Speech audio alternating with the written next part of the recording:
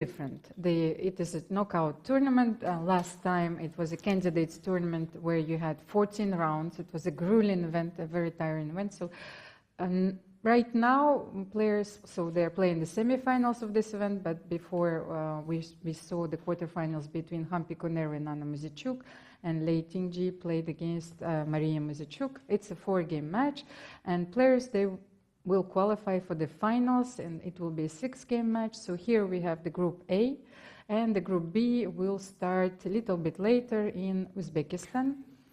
One important, not a joke, but like a notice. When I was traveling here, I was flying from Zagreb, and I was sharing a flight with one of the best Croatian quiz guy. He's on the national TV and probably top 3. He was heading to Berlin. In Berlin, there is, I think, European quiz championship and so on. And then he was asking me, we know each other. He was asking, he likes chess. He was asking me about some events. And then I mentioned Uzbekistan. And actually, he was there. And he mentioned that city. In Khiva, yeah, that it's like a very interesting city. He was saying that it's like a build of mud. Parts are built of mud, very historical. So he gave me some inside tips because recently he was there. He visited Kasimjanov's some place, so he's like a chess also chess fan. So he's well prepared for the quiz because yes. It's one of the ancient cities, of course, in the world, and especially in this region. I'm pretty sure that it will be also a very beautiful setting for the candidates tournament. Let's have a look then at the pairing 3, because we will remind you who is actually playing in the candidate event this year. Because in the other group you have 3 Russian players and also another Chinese player, and you will see the pairings of this group. Yeah, but just one second. I think Anna is thinking, right? Yes. So it's a bit strange. So she probably they checked the repertoire. She was expecting Petrov, but of course she checked that Sicilian is also an option. What do you think? Is she now trying maybe to play something else, that they didn't have enough time to check the Sicilian? What's your feeling? You're right, you know, but truth to be told, well, let's have let's do it. Here yeah, we have enough time here later we to have come the back. graphics, of course. So Anna Muzichuk is playing against Lei Tingji right now, but in the tournament in Khiva, you will have Alexandra Goryachkina who will face Alexandra Kostyanyuk. Alexandra Goryachkina lost her match for the title last time because she won the previous candidates tournament. And then Katerina Lagno will face Tan Jong-gi, and well, players are fighting for the spot in the finals, and the winner of this tournament will face the world champion Ju Win-jun. And of course, I'm sure that you know yes. all the results, but no, this is like an interesting format. In the end, so what do you think? Yeah, it's not easy to say who will win this event. It's like a really tough way to proceed for the finals, or let's say for the championship match. But each player who does it can, of course, fight for the crown with some reasonable chances. So I just wanted to check Lei Tingji recent games. And yeah, she was playing Sicilian, and I think Taimanov was playing like an English attack, let's say. But you know, that's one important piece of information that's like I can just make like where you are searching for the moves. I think it was like this. Knight c3, a6, or queen c7, and then recently she was playing English attack. Yes, but the thing is, that's why I was thinking that Petrov was more probable, because she played. I think something like this was the. Like she played this very now. often in 2016. Let's say very little recent games. So she switched on a very high level. She was almost always playing e5. Not always going for Petrov, but well, some Spanish, you know. But that's why Anna is thinking, and she plays one of the moves that I used very often, g3, a sideline, which is becoming very popular. I was playing this with black sometimes, because mainly I was playing, since I'm a Sicilian player, so I was playing like Rouser, different type, Kalashnikov, different type of lines. And then I played, in some stage, I switched to Taimanov. And I was a bit, if you play second move e6, this is the point. You play e6 on the second move. So, for example, knight f3, e6, you are avoiding all those bishop b5 stuff. While if you go knight c6, of course, white can play bishop b5, and it's a bit annoying for some players. Then you switch to e6, but then this g3, which doesn't exist after knight c6, it's a bit annoying for players. White is very safe. Even Magnus was playing this line. So it's something like black players are not so happy about. And actually, now there are ways queen e2 can come, or rook e1. I played, I think, 2 games. I played against Borki Predojevic. He's a very good theoretician. He's friend of Magnus, and now he's coaching Austrian team. And we played this line. I was black. It was a draw, but I was not so happy how this line is developing. Alojzije, can you move like one move back after g3? Yes. I think it's a very natural question, and we should show what happens in this variation after d5. Yes, you know, it's a very natural move in the Exactly. Sicilian. Takes. And what is White's strategy?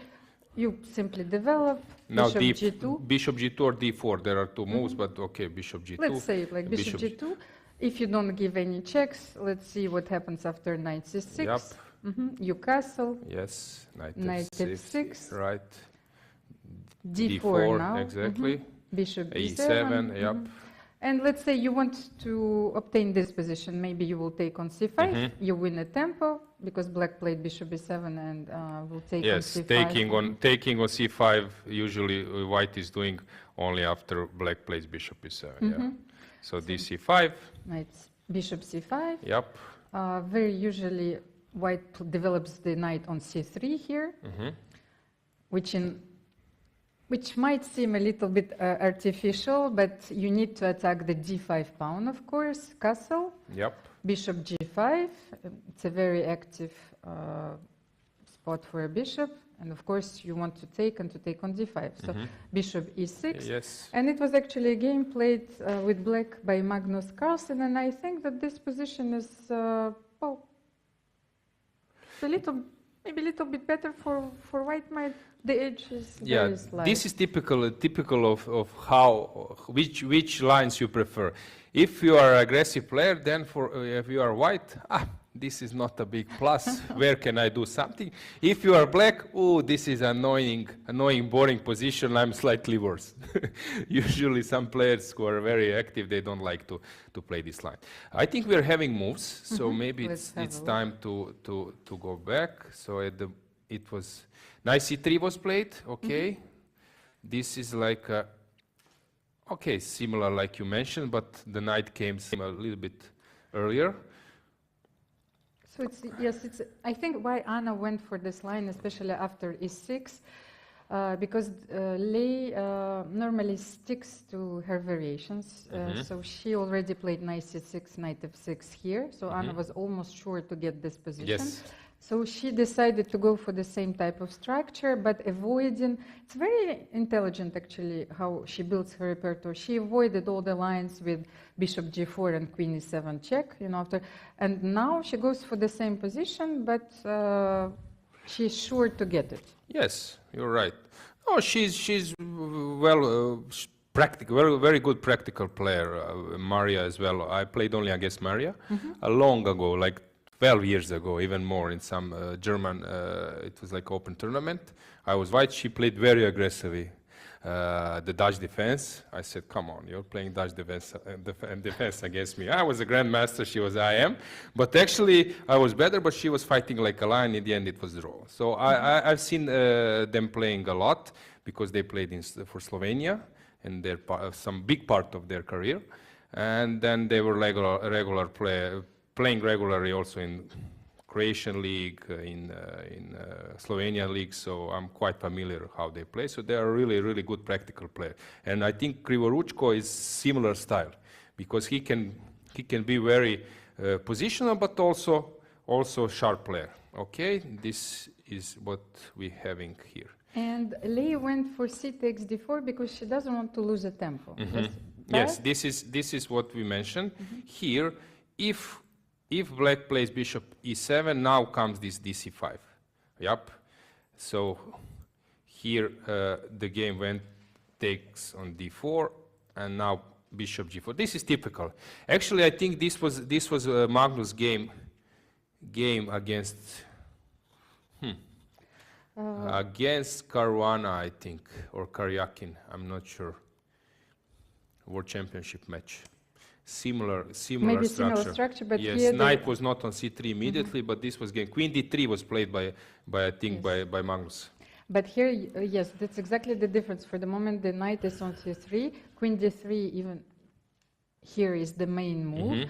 But let's explain also the idea behind this c takes d4 and bishop g4, because when the bishop is developed on g2, of course, you don't want to play f3. Yeah, here. f3, although some, before they would throw you out from the club when you play like f3 or stuff, but these days everyone is doubling the pawns, changing the structure, changing the structure, losing 5 tempo to take some useless pawns. So these days I wouldn't be surprised even if this move lands on the board. So yeah, there are a few games actually. There is f3 and even played by grandmasters. I think, as Igor would say, this is probably the move which is suggested by the computer. So we shouldn't brush it away immediately, and let's show a line. What happens after bishop g4, f3? We win another tempo. Bishop now maybe comes to e6. e6 or d7. I'm not sure. Let's say e6. So what can you do here? You can play bishop e3, develop another bishop, and maybe castle long after queen d2. Yeah, yes. So you are saying basically like this. Okay, I would agree because it's a positional. Still, its structure is defined and it's not so flexible. So even it's possible to play that type of moves, ugly moves, because you will reroute this guy maybe later at some stage, or maybe open it with f4. So, okay, I would say that this is possible. You mentioned something else, queen d3. Yes, queen also, d3. maybe moving the knight is an option, or not? Probably not. You mean here. knight d2? Knight okay. c2, I was thinking, but maybe this is not. He takes on d4. I was thinking maybe this type of move, but maybe this is just bad. I don't know, maybe not. Who knows these days? Well, you were afraid that knight taking d4 on d4, I was bishop thinking, b2, yes, but maybe this is just nothing. I just take, and my king is actually safe enough that I will cover it with a bishop. Although it should be fine also for black, but actually this is one of these modern positions that I would feel that where your king is on e2 and you're probably much better because of these two bishops. Exactly. For example, you are walking. If this is some kind of, I don't know, youth event, and you are walking, you see king on those patzers. When will they learn to play chess? And then you realize that this is like a super brilliant preparation.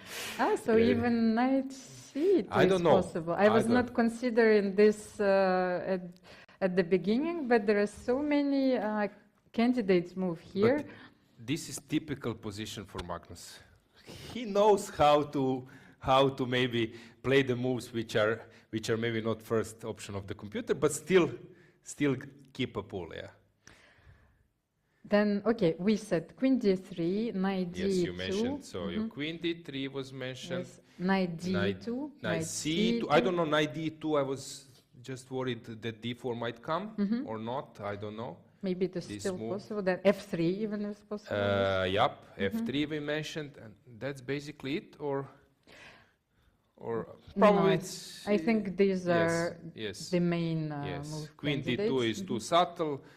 What else? Nothing else. Yeah. Well, you have knight c6 intermediate, yes, but do you want to make this move and to bring the pawn closer? Yeah. This is actually similar to those four knights opening, but and where the bishop is on better square. Yes. No, this is perfectly fine for black. Sorry. So let's move back. So at the moment we have this position. Anna is thinking, still everything normal. I would say that still it's like a psychological warfare, a little bit trying to see what opponent prepare, where to avoid something, and then You know, we will see. Alojzije, recently, Ellie Tingy, she didn't play that many games. So, for example, when Anna and her sister Maria were preparing against her, and the preparation in the matches, of course, is very deep, they didn't have that much information. And I also looked in the database. Ellie Tingy, when she was playing online, she was not showing her main openings. So she was not playing the lines which she's playing all the time. So there was like almost a period where her last tournament was the Grand Swiss. Ellie Tingy won the Grand Swiss, and then she didn't play anything, and also didn't play much before. Yeah, before, you probably remember when we were studying chess, let's say 20 years ago, then you had chess base, and the week in chess was mainly source for getting the game, but then you also find some sites where you can find, for example, games from Chinese league. For example, some countries they were not publishing the games. I remember Israeli leagues, championship, they were not published. And then, for example, you're playing against some guy, and they say, but you didn't play this line before. The guy said, yeah, I played it 15 times already, but it's not published. So these days, people are actually checking Lichess, chess.com, all those platforms, mainly chess.com people play this game. So they're checking chess.com, and then nicknames, different nicks, is there any training games around? So now it's also this CSI databases are in progress. So who knows, maybe there are some games which are not in our databases. So I don't know if they are playing some training games in China. You might know better. Well, I've looked at all the tournaments recently.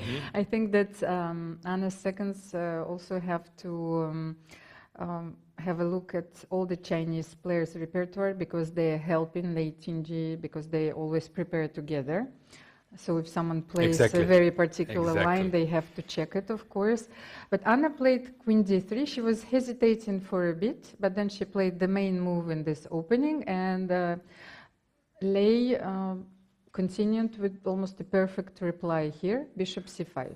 Yeah, okay, the idea is to kick the knight or to put a pressure. If knight moves, then of course bishop will move to e7 or so. We will see. But just I wanted to mention one thing. Also, these days people are checking clouds, which is something not known during matches, because your seconds are using clouds, and then clouds are actually possible to see it publicly and to check some position. Or also, for example, like you mentioned this, that you should check some other players. For example, when I was playing against Maria Muzichuk, of course I checked Anna's games as well. So this is the way coaches, seconds, you check what they play. So of course, if you want to prepare on some high level, you need to invest a lot of energy to get the information, right? And how much can you actually take, you know, because you also have to be fresh for the game and to have your energy for those difficult moments where you will have to calculate a lot. You know that once Kramnik said, I think it was before which match, maybe against Anand, that at some stage he said, stop. He had many seconds, people were working for him, analyzing positions. Before the match, it was like a long preparation process, and they said, stop. I don't want to get any information. From now on, I want to be fresh, because, okay, we have a problem there, there is a new game there is a new, we need to check this. Stop. I want to be fresh. I don't want to deal with information like you mentioned. Because you want to be fresh, exactly. You want to work on your openings also, but also you want to work on end games and to keep fresh. And maybe it also helps you to keep an optimistic approach. You know, you don't want to know unless if there is a huge hole in the line. You prefer to have a fresh vision. There was one story. Who was saying this? Maybe it was Van Valley. I don't know. Someone was preparing a line for Kramnik, and then he was doing this for a few days. And then splendid combination, mating, attacks, and so on. And then a few hours before he needs to present this, some line which is completely bearing everything. And so he didn't know what to do. He tried to put it in some, like a group analysis, and then he was explaining, here, this made, here. He was trying to do it fast. To get away from the critical and then Kramnik said, position. wait. How about How about this line? I don't have an answer. Okay, let's move this. This is typical. This is a perfect illustration of how incredible their chess understanding is. You cannot Trick, no, that yes. type of player you cannot trick, because he immediately sense. Of course, he immediately sensed the danger, and like you show him those beautiful combinations, it's like a painting, you know, which will blow you away. But and then he said, "Oh, wait. This is the Let's be a position, little of bit. course." Let's dig a little bit this line. Yes, I don't have an answer there. Alojzije, let's have a look at the position. Bishop c5 Yep. is, well, first of all, is a very active move. We have to deal with a very simple threat. What to do with the knight on d4? Can we play bishop e3 here? Yeah, bishop e3 is the most natural way. You want to keep this stronghold before this pass pawn. You remember this, what Aaron Ipswich has said, that pass pawn is a dangerous criminal who needs to be restricted, not allow him to move away and so on. So bishop e3 is the move you want to make. However, I see like queen e3. Is this disturbing anything? Queen e3? Check. It might be. If you go for endgame, no, I don't know. It might be. Also, I can maybe move the knight to b3, which is also like a normal move. I don't know if it's now the moment to change the structure, but probably not. You want to take on c6 and C6, to play knight a4? Yes, here? or maybe bishop e3. I don't know d4 if that works or not, because also I was saying like this stuff. Maybe this is bad. I don't know if this works, because if you go d4, then this pawn is hanging. Yes. But I don't know. It can be complicated, even this one. Okay, let's start with something. Let's have a look Yes. first at a very natural move, bishop Yeah. e3. Bishop e3, the most natural move you want to make. Probably no more logical move than that one. So what can we do here? I would say that the idea is not to exchange on d4, because this is like ideal position for wait, hang on. Knight takes d4, bishop takes queen e7 now, because you cannot play queen e3. You're dropping a piece. This is a trick, because you're pinned. So what do? You So do now what? this check comes in handy, because in Yes. many variations you simply want to exchange queens, but Yeah. here So, actually but maybe now your Queen king, how I can call king you, d2. king d2. Again, we have a little bit different scenario, but still king on d2. And you have this terrible threat of rook e1. This is good for white. So I would say that let's do castle. Let's check castle. Which rook you bring? Probably this one, I guess, to run away, if this is an option. And let's say that I go back. Bishop e6, of and course. so, will your king make it? It will. King c1. So you castled artificially, and But usually, from my experience, when you have isolated pawn and opposite castles, this is not like some serious positional weakness for black.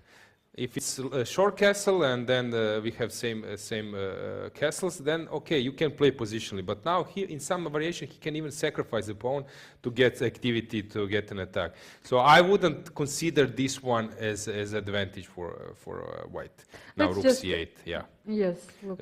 Which position you want No, to? no. Here, I just wanted to continue. I wanted to show how strong black's initiative can be. Let's say you suggested rook c8. Which one? Maybe this one. Let's Doesn't try matter. it. Yes. Just to demonstrate the idea that if I wanted rook a8, but you still maybe have bishop maybe f6. you're right. Maybe this one is better. Because Yes. if I will play bishop f6, Bishop f6. and win the Okay, I pawn, take. Queen takes. f6, knight d5. Knight d5. Yes. So you have to take probably, or bishop d5. Yes, and bishop a3 you want to do? No, bishop a3 doesn't work. For the moment, no. If queen d5, Yes, queen then d5. you have Yes. This is maybe. what we were discussing. Just this kind of This idea. type of tricks, which is very nice. The point if takes, then queen penetrates. Sorry. Sorry. Sorry, my bad. I just pressed something. Sorry, guys. We are here. Yep. So if you take, queen goes to a1, and probably queen b2 or something. This is like looks And like then a rook winning. d8. Looks like a winning attack. So you take with the bishop here, and then. Here we can even, I think, try to exploit this diagonal. So I wanted to play rook d1, rook d8 first, but then maybe you can consolidate. Can we do something about?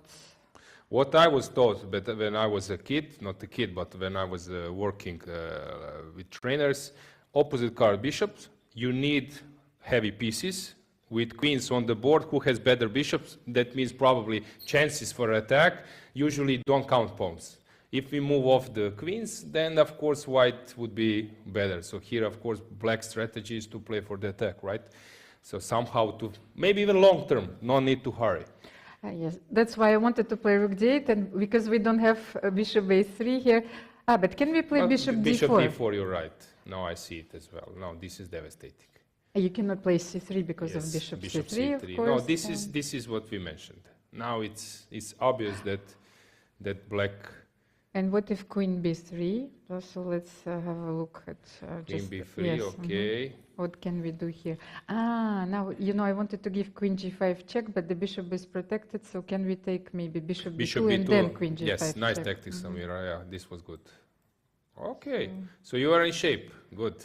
Well, I've been in the office for a few days now. Okay, yes. okay. So, so your brain is working well. No, first I saw queen g5 and I said to myself, it doesn't work, of course.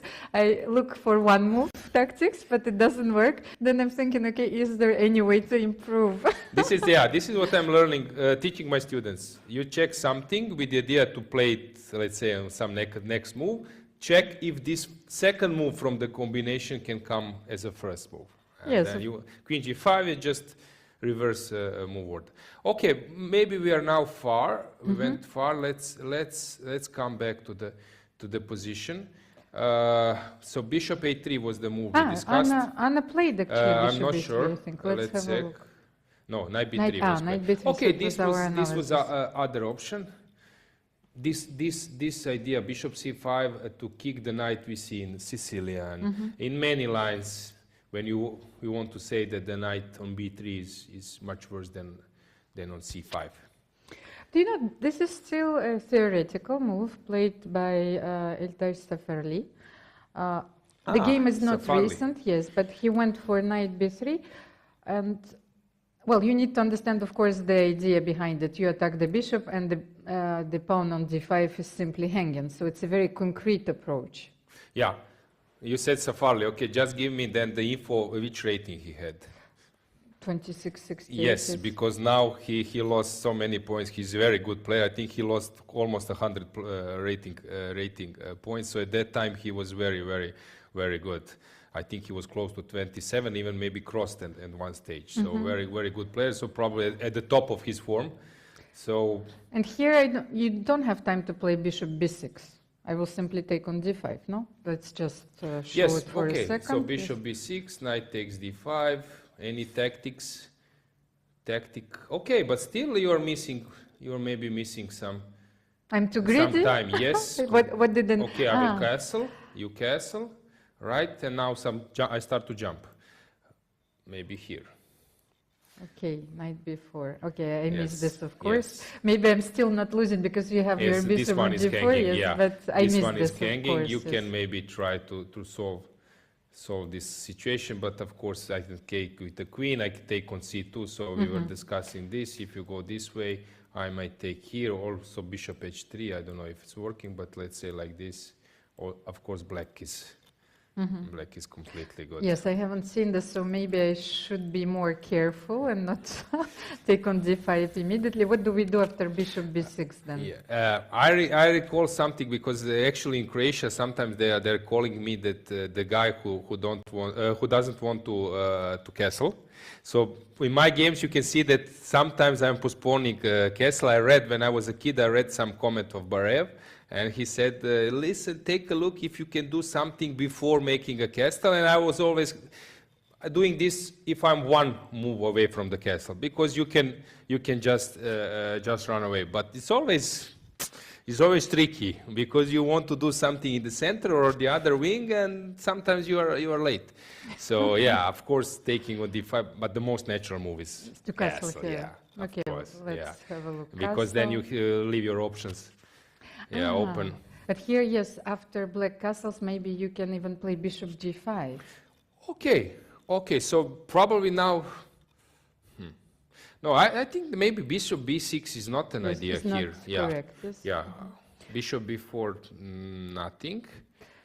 We need to be, well, late G needs to be very precise after knight b3, so how should No, she will react? give check. This is the point of this line. If you now play king d2, of course you are on way on a way of your bishop, so it's a different story. King f1 is possible move, but really, you want to do it? If you play king f1 in this position, then it means that you know this position very well, Exactly. and you're well aware of plans and Or if you move or ahead. it's Armageddon game, and you need to win. First round, this is a huge risk. King on f1. But yeah. you know, let me check this game. Actually, queen f7 was played. Don't tell me that Safali played king Yes, f1. and king f1. Safali yes, did it. Yes, he did Ah, it. bravo. So actually, queen e7. This is a very rare line in this variation as well. Knight b3, only 5 games in my database, and only one on a high level. And there was a second one played with black. So queen e7 was played as well. And then, okay, you have bishop b3. Who was black? Dieter Nisipiano. Okay, Dieter knows. He's very good player. He knows Dieter- how to handle the opening. So you have two options after queen e7, either bishop e3 or king f1. Listen, king f1 is the move you need to make, because bishop a3, I don't believe you can have advantage here. Maybe I'm mistaken, but how can you claim the advantage in this type of position? To me, it looks like a completely equal. Because now, even if you make it to win, to put the pressure on d5, always this counter pressure on e3. I think we have a move, right? Let's have a No, look. queen e7 was only played, so we are waiting. We are waiting for response. But then, Bishop e3, safe option. Okay, played. So So you see- she is heading for a safe option. but then bishop b3, are we forced to take with the queen, or then it will be a much worse position Yeah, after she it must takes take with. f3? She must take with after bishop takes. I think it's necessary.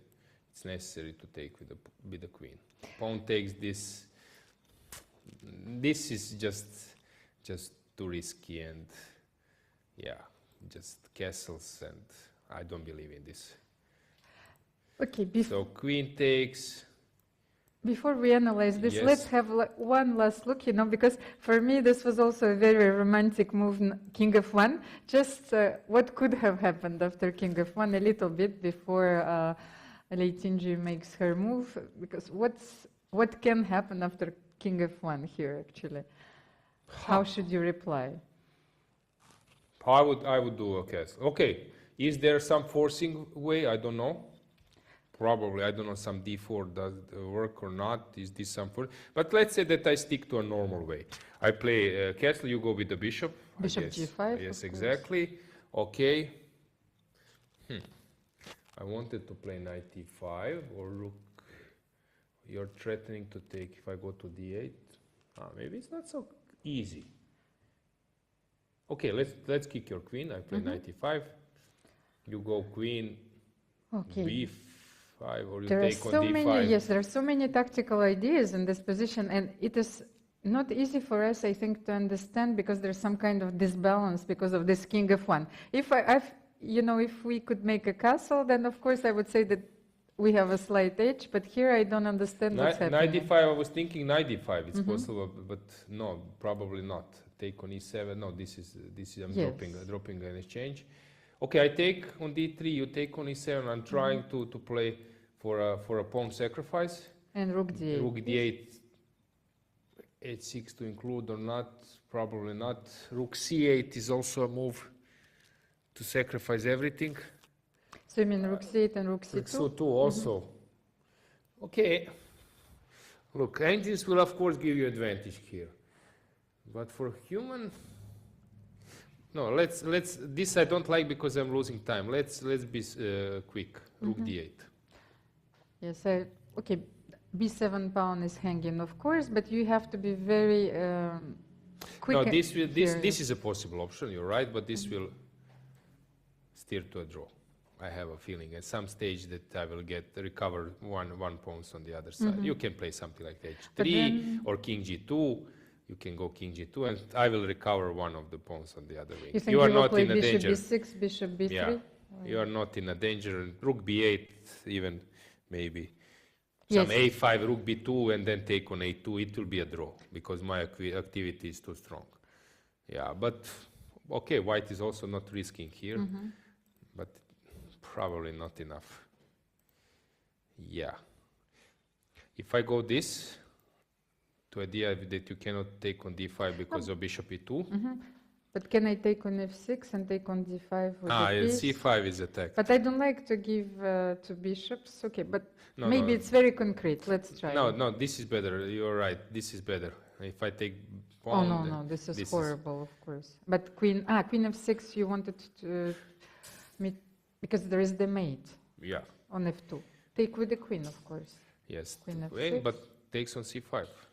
And knight c5 is on air, yes, Yeah. and then we No, don't this have anything. this is else. not d4 doesn't, because of knight e4 doesn't work. No, no, it doesn't work, no. Yeah. It's just a blunder, of course, after. Yeah, maybe it's still okay. Come on. Then castle is not the right move. Okay, let's play like a completely waste of time, h6 in this type of position, but let's see. How I will thought you that play you now? were going for a long castle.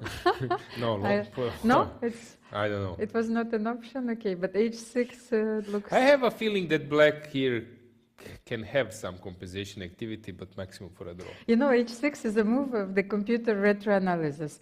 At the beginning, when they were building the algorithms, I remember like 15 years ago, when computers saw like the dangerous position like 7 moves later, then you come back and then he introduces a new move in the line. So h6 looks like this. Yes, learning by experience, Exactly. yeah, own experience, yeah. So it's a very nice prophylactic move. So Listen, I don't know. I have a feeling that this is maximum for a draw. So maybe this king f1 was only enough for a draw. You wanted to make a long castle? Okay, let's do. Why not? Maybe it's a move. So you will go for bishop g5 probably? Yeah, I was here? thinking to go bishop g5.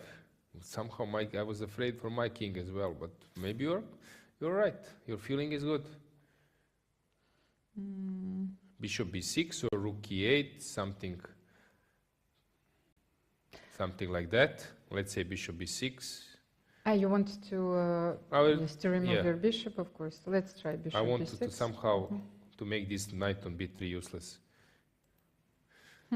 Very complicated. It's a very interesting position. You know, we didn't castle. Okay, white didn't castle, and you feel that you have this psychological urge that you need to prove that this strategy is wrong. And as we can see, that it doesn't work all the time. No, I agree.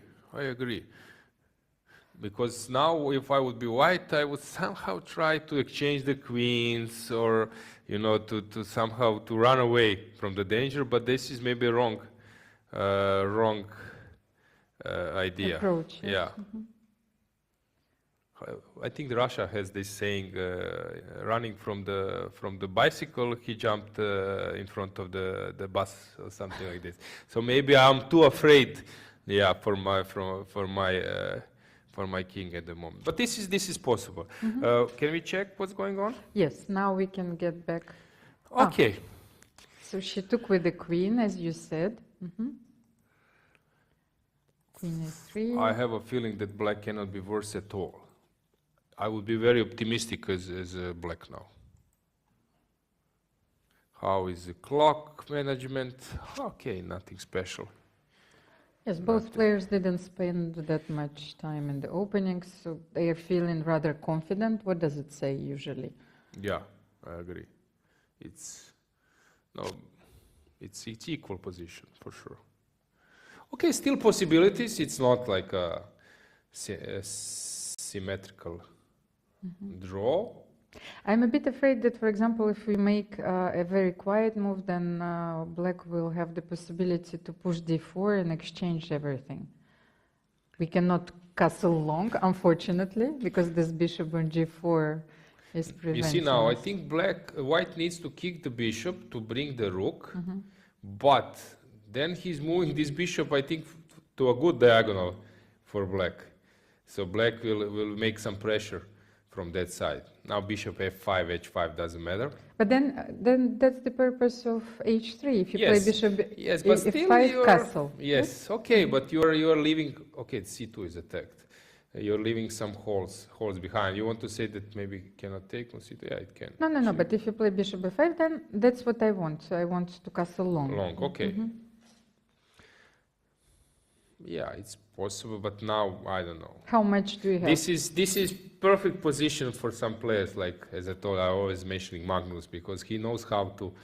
He plays h5 at the right moment. Then you need to think: will he play h4 or not? Rook e8. Okay, rook e8 is some move you want to make, like a normal move. Will you double the rooks? The rook d2 or not? So first, what's g4, g5 you want to make? No, I wanted to show first taking on d5. Yes, but okay, knight this g5, is like then you take on just g5. exchange everything. Yeah, rook or bishop, maybe rook is better. Because after h3, you see all your pawns became very weak, of course, and after rook e3, the g3 pawn but is hanging. This will steer to a draw somehow. I can play rook f1. You take here, I take there. Probably I will have some tactics. You take on h3, I take rook f7. You take on g3. I have a feeling this will somehow knight d8. You can knight d8. Take on b7. Okay, maybe it's not a draw, but okay, maybe here I don't need to play this way. But what else to play?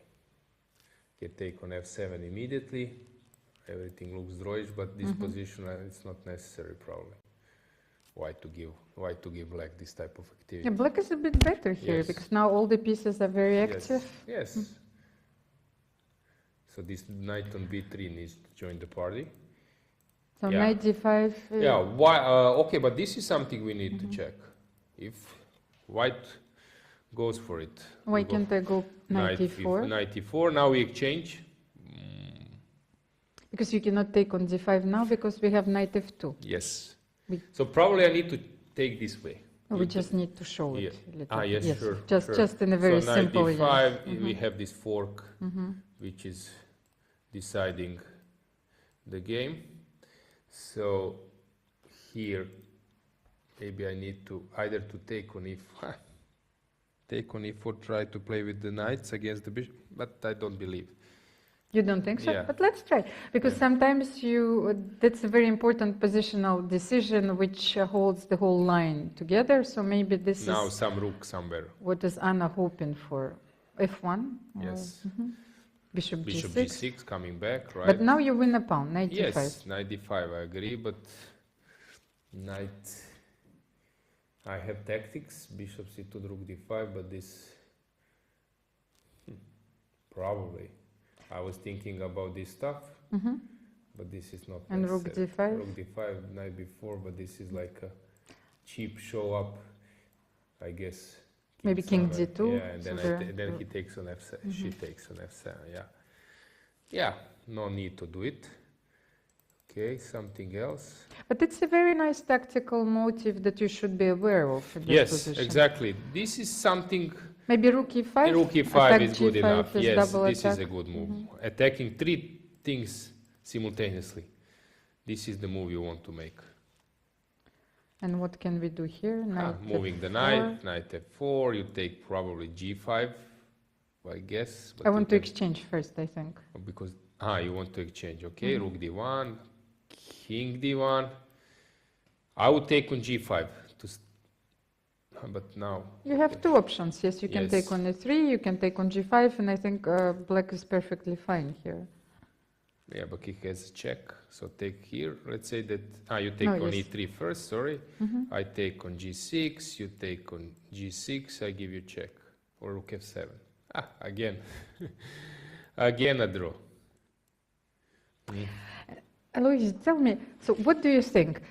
For the moment, the position is very balanced, and we struggle to find the slightest advantage for white. Yep. Then, okay, what are the results of the opening, and especially from the point of view of the match? You know, what if Anna makes her first draw with white? Well, it leaves her with only one white in the third game. Yes, exactly. So this is like a typical strategical question of the match. What do you do? So 4 games, 2 whites only. Of course, you're starting first with whites. If you make something wrong, you will still have a chance to fight back. But if you just make a draw without big chances, then later maybe you will regret it. So I have a feeling that she came today for a fight. Also, this surprise weapon was very important, because if maybe she had some idea how to challenge Petrov, and this didn't happen. Okay, I have this safe plan. Maybe that the game keeps going without some kind of advantage, but still that the game goes on. If nothing happens, okay, what to do? So basically, I think this Sicilian, maybe now Anna is regretting that she didn't go for it with the open Sicilian.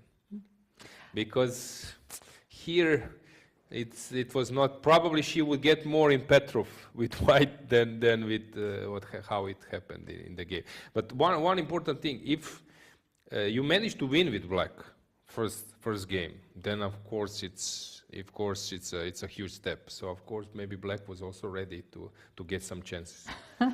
You know, it reminds me, well, I didn't have that much experience in matches which are, well, a little bit longer, but of course I've played so many World Cups, and you have this 2-game match, and when you win a game with black, of course, then, you don't know what to do with white. Then you don't know how to make a draw with white, because psychologically you are not prepared for this situation. Yes, exactly, because sometimes you're white, you're expecting that your opponent takes a huge risk, but she doesn't. She's playing like a normally, and then you're ruining your piece. You want to exchange the queens, and so. No, I've seen so many games that people won the first game of the match with white, and then play below level. With black, you mean? Yeah, with black, and then play below level with white. I only played once a match of 4 games against Ivan Šarić, Croatian Championship. It was 2012.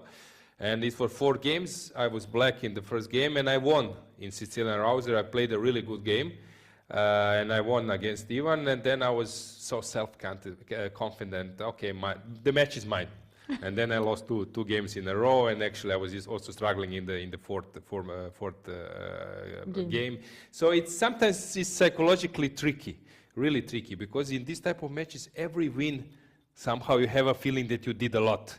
But of course, this is just a part of the fight. But so you have this experience, and also you were commentating and watching so many tournaments. Is there a perfect strategy here? Like, is it better to start with black, actually, those matches? Yeah, what I've seen in Armageddon, how players were commentating that they would prefer black. Okay. So these days, somehow people are quite confident, because I remember, like, say, 20 years ago or 15 years ago, if you are black against Shirov, at that time Berlin or I don't know, some openings were not so developed, engines were not so strong in terms of analysis and equalizing. Now these days people are pretty confident how to equalize. So then black, if you can hold with black, and if this is good for you, then of course it's better maybe to start with black, and then last round you are having white, and you are deciding about the strategy. With everything is clear, you know. Draw means tie break, white means that if you win, the match is over, so it's much easier than maybe, I don't know. So yes, from that perspective, then maybe Leitinji had a slightly favorable, pairing when we've seen drawing of lots, and Anna chose white colors. Yes, okay, also one important psychological question. Is Anna still a little bit maybe in depression and how everything went the match before? Because it was really challenging match, this game, the last game and the penultimate game. So probably still maybe she needs to switch to a new match. It's not easy, because this match against Cornero was a really tough match. Yes, yeah. And of course, let's remind our viewers, so if you tune in right now, if you're like working right now, of course, or depending on the time zone, of course, where you are, that it was a different story for Lei Tinji and Anna Muzichuk, because Lei Tinji won her match in classical games. So it was not easy, but she managed to hold her own. But Anna Muzichuk had to win on demand the fourth game and to force a tiebreak, and then it was very intense tiebreaks. There were draws, even if the games were very complicated. And then I think Hampi Konero simply cracked under pressure, because Anna chose a very interesting opening. And I also talked to her after the game, and she told me that this line was in her notes. That's why it even took her 9 seconds to make this move, because she was well aware of this idea, but she couldn't believe that this actually happened, of course. But the game before, she played very well, but couldn't make it. You mentioned this psychological stuff and concentration. I was playing in European individual, it was in Dresden, and I needed to win in the last game with black to go for a tiebreak. And I was, at that time, there was a tiebreak matches. It was not like these days in European Individual Championship. You have Buchholz and that's it. These days, you had like sharing, I was sharing 7th or 8th till 45, and you need to fight for the World Cup spots. But I needed to win with black against Smirnov, and I managed to win with black, and then heading for a tiebreak. And then I was playing tiebreak against Elyanov, at that time 2700 player, really super strong player. And I remember I was coming from my hotel to the playing hall.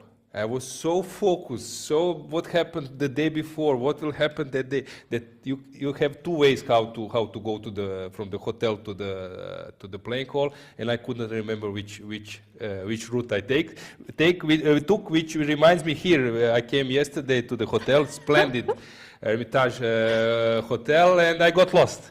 I got lost because hotel is in circle. I was thinking about something, and then suddenly, where am I?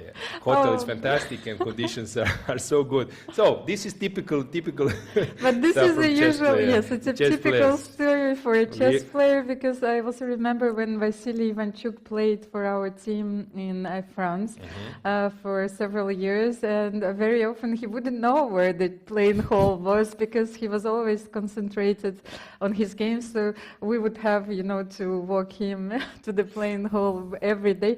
But I wanted to ask you this question also, because I mentioned the game between Anna and Hampi Konero. No, it's not very often that we have this situation that you have a line in your notes, and normally it leads to a small advantage. You're already very happy. What is the physical feeling that you get when your opponent blunders and you simply cannot believe that it happened? Yeah, this is something it's not easy to explain to non-chess players or the players, because somehow you have different scenarios. You are opening like a small door, that small chances that this might happen on the board. But of course, you are expecting your opponent to make a normal move, and then when you see that type of move. No, I know that this is a huge relief, for sure. No, but also it's tough for Konero, for Hampi, because to lose that type of, after so many moves, fighting moves, you're losing because of that mistake. Yeah, I recall when I was with Vichy in Chennai, now during Olympiad, and then we were discussing Gukesh blunder against Abdusattorov, very important game, a long game. He was pushing, he was pressing, and then suddenly, after 6 hours, even more, he made the blunder. And then I asked Vichy, you saw what happened. Of course, he was following closely. He was involved in the team, and then he said, I know exactly how he feels, because maybe you can recall that Vichy lost against Mamedyarov, blundering this checkmate, queen sacrifice. Yes. It was Petrov and queen sacrifice on f3, and then he suddenly realized he was resigning the game. Even Mamedyarov was not sure what's happened. So this is the life of chess professional. This is he knows. He said, I know exactly how she feels, and he knows that this will happen, might happen in future as well. So this is, blunders are part of the game, enormous pressure. I wouldn't be so hard for the players. Yeah. But somehow I have the feeling that the game that you were talking about also explains a different nature of the mistakes when your opponent uses every possible defensive resource, and you know that you're better, but you're still not winning, and then the game goes on, and then your mind collapses. It's a different configuration, I would say. So here, of course, there was a lot of pressure, but we were just in the beginning, in the opening part of the game. I would just like to use this opportunity to praise the players. For example, here in this event, we have like a really 25 plus rated players, and somehow you are not aware how they are actually fighting, how strong they can be when there is situation is tense where they are fighting. Because, for example, in this game, of course, it's like maybe like a psychological stuff, opening preparation. But if you put them against the wall, of course they will fight, and they are fighters actually, because they are the best women players currently in the world. So I know that they can fight, but chess is also fighting. Chess is also a small advantages in positional games. Chess is also preparation. Chess, so it's not easy to show every time that you are how strong are you, how strong fighter are you. So of course, Cornero, she's playing really good chess. She was a top player before with bigger rating, but then she fought back. So of course, she knew immediately that this blunder is not something normal. But it happens. It happens. Yeah. So I have seen this many times. Even I mentioned Vichy and some other players who made. Even Magnus was blundering recently, not on his level. Okay, just like Rocky Balboa would say, just move on, right? But now you can move on, Alojzije, before we will have a look at the move, because I think, of course, compared to maybe to our generation, to previous generations, players play more games than ever. Also, you cannot have also that kind of stability, like historic stability that players had before, because they're challenged more often. And this shows that, even Magnus Carlsen cannot win every tournament, because this is statistically, it's not possible. No, he's a great champion. Of course, he's fighting in every discipline. But come on, you're playing like I was playing in my top years. I was not a top player, but my career high was 25.93.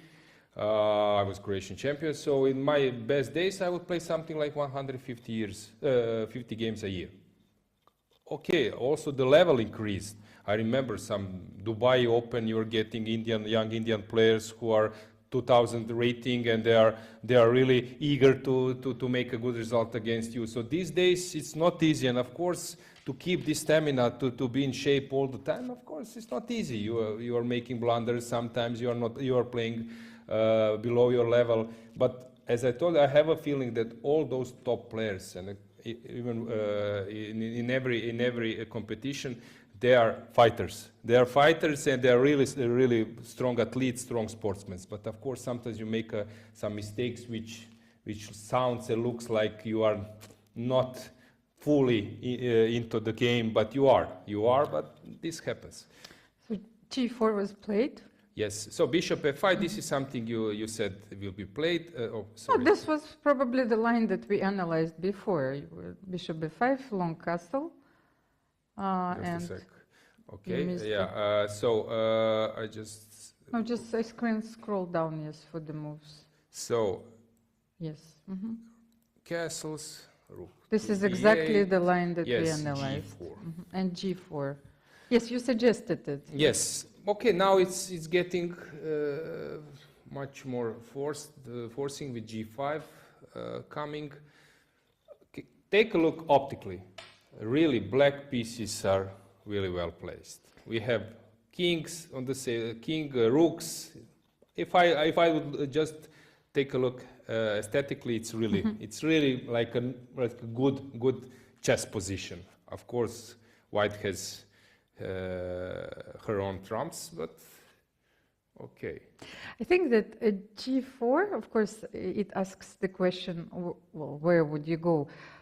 And it might provoke a slight error. Of course, I'm pretty sure that late in G will not make this move, but for me, bishop G6 is one of the options, like one of the best options. You don't want to play bishop E6 here. That's what I wanted to say. It's too passive. Also possible move to do, but as you're just blocking the rook. If you place the bishop on E6, it's not something you want to do. Yeah, G6 is the place for the bishop. But okay, we were commenting this H3, G4, and maybe risky, but it's also quite typical when you have this fianchetto bishop in some Sicilians, even in some other lines in Queen's Gambit. If the bishop lands on G2 and somehow a Slav defense, this H3, G4 is a typical way how to maybe increase the power of the bishop, because basically what white is doing, white is trying to kick this knight, which is restricting the power of the bishop. Mm-hmm. Yeah, but this E3 pawn, it's not so classical. I don't know if we would now take a look of some games in the beginning of 20th century. I'm not sure that we will have this structure. This is not so ordinary structure, right? I don't know. Yes, for a player with a classical education, yes, of course. This is something not... Okay, there are possibilities when this pawn is on F2, let's say, mm-hmm. Then, okay, this structure is classical one. But with this combination that you have isolated pawn on E3, this is like a new way of treatment the position. Yeah. And I think G4 is also very interesting from the perspective of the variations that we analyzed before, because mm-hmm. when the rook takes on E3, if we enter the same line and we take on D5, then rook E3, rook G3 is no longer possible. Exactly. But then if we go for the line with G5, then it's exactly the same yeah, line. Okay, now I don't have this rook on F1, which we had. Let's say bishop G6 which here. Was putting pressure on the file. Mm-hmm. Sorry. No, let's try bishop G6. Okay. Mm-hmm. I don't want to play bishop E6 here. And what can we do here? Basically, if white gives some time to black by playing rook E1, that of course black will probably then switch to the E file. Mm-hmm. D file for E file, it looks again very drawish. So for example, you play knight D4, I go to E8. Also possible, I don't know, maybe this is a way of perpetual we might see today, but let's be positive that the game will... I mean the threefold repetition, yes? We'll go in. You have no way to improve the position for both colors? It's the way maybe it happened. Let's see. This time I would maybe be happy to be wrong. With Sicilian, I was happy to see the Sicilian, but now, I don't know. So this is a possible way. So still white is not risking anything. You know, that was the problem. Anna could go for any line in the Sicilian, but she lacked information. She didn't know what is expecting her. There's this line which is very popular, like 4 knights, mm-hmm. like recently, of course, it was almost a rebirth of the line, which was considered to be very bad when you play open Sicilian and then with black knight F6 and knight C6. Then she could go for any type of Paulsen, Taimanov structure you don't know. And she was almost forced to have this backup. Mm-hmm. I'm not sure they were considering that the Sicilian, like let's say, they were analyzing Petrov and they would say, okay, 80% for Petrov and maybe 20% for the Sicilian. So what is our backup line? Because we don't know. Yeah, okay. I'm not like a super smart guy that I said Sicilian, only guy in the world who was maybe predicting today's Sicilian. Of course, they have a team and they consider Sicilian. I think this was some kind of maybe option before the match. Maybe they were maybe not before this game, but before the match. Okay, if they play against her, they might go for this line. But the thing is now we have next game. If let's say that this one ends up in a draw, we have a next game after 2 rounds. Again, white, what do you do? Do you expect Petrov or do you expect Sicilian? What do you do next? It's not sure. Now maybe the chances from 80 to 20% is increasing to 50-50. Let's say it depends on the second game, of course, because if Lei, for example, if Lei wins with white, then she would go for Petrov, I think, with black. So the match strategy changes with every game. Of course, it's very, very alive. It's not that you can just make a strict strategy before the match. Yes, you I can agree. only make the hypothesis, assumptions, and then of course you have to re-evaluate the situation. Listen, this game can also end up in a decisive result. Okay, it's equal, but with some possibilities. If maybe one side pushes too hard, or maybe white finds a way how to keep the game going. Okay, a game can end up in a decisive result, but at the moment I would bet on draw. This is like my feeling. I think we have a move. Let's have a look. Yes, sure. Moves. What do we have? And G4, bishop G6. Okay, normal stuff. Okay, let's analyze. Did we consider taking on D5 here, or it's just the same line as before? Okay, so but you don't have the rook. This is the difference. You take with the rook. I can take on E3 immediately. Let's say that I take on immediately E3. And we analyzed rook D8. No, but we had instead of G4, we had the rook was. I think rook was here, or what was the difference? I'm not. It was a slightly different line, but of course we also had one of the lines with the pawn on G3. Yes, so G5 was played in one of our lines. Does it change something here? I don't want to take on D8 because I have the feeling... Actually, I have a feeling that this that black benefited from this exchange. If I would be white, I would consider somehow this rook E1. I think is a move. Yeah. So rook E1 and E1, okay. G5 is maybe the second option we mentioned. Knight E4, and now to go for this or not. Okay, here we analyzed. We can exchange bishop everything. B4 or knight E4. So rook E4, and now again protecting the pawn or not. Rook to E1. But this looks a bit passive, no? Yes. So you want to play rook H E1 here. Okay, maybe you don't have a choice. Yes. Because rook D3, yes. knight E5, yes? But now rook H4 will come as well. It looks... Well, you pushed your pawns so far that you might lose them. Yes. I don't know. Still, I have a feeling that rook E1 is... Did we analyze here after knight E4, bishop B4, which... Yes, this is what we discussed. Bishop takes, and here, now rook G1 or rook F1. Here, yeah, this is what we have discussed. Bishop G6, this is our line. Knight D5, rook E5. And bishop G6 is forced, otherwise... I think, yes, so we are here, right? It's not... Probably it is now in this because sequence. if you, let's say, if you play a natural move like rook E7... Yes, but then after knight takes, you need to take with the pawn, I guess.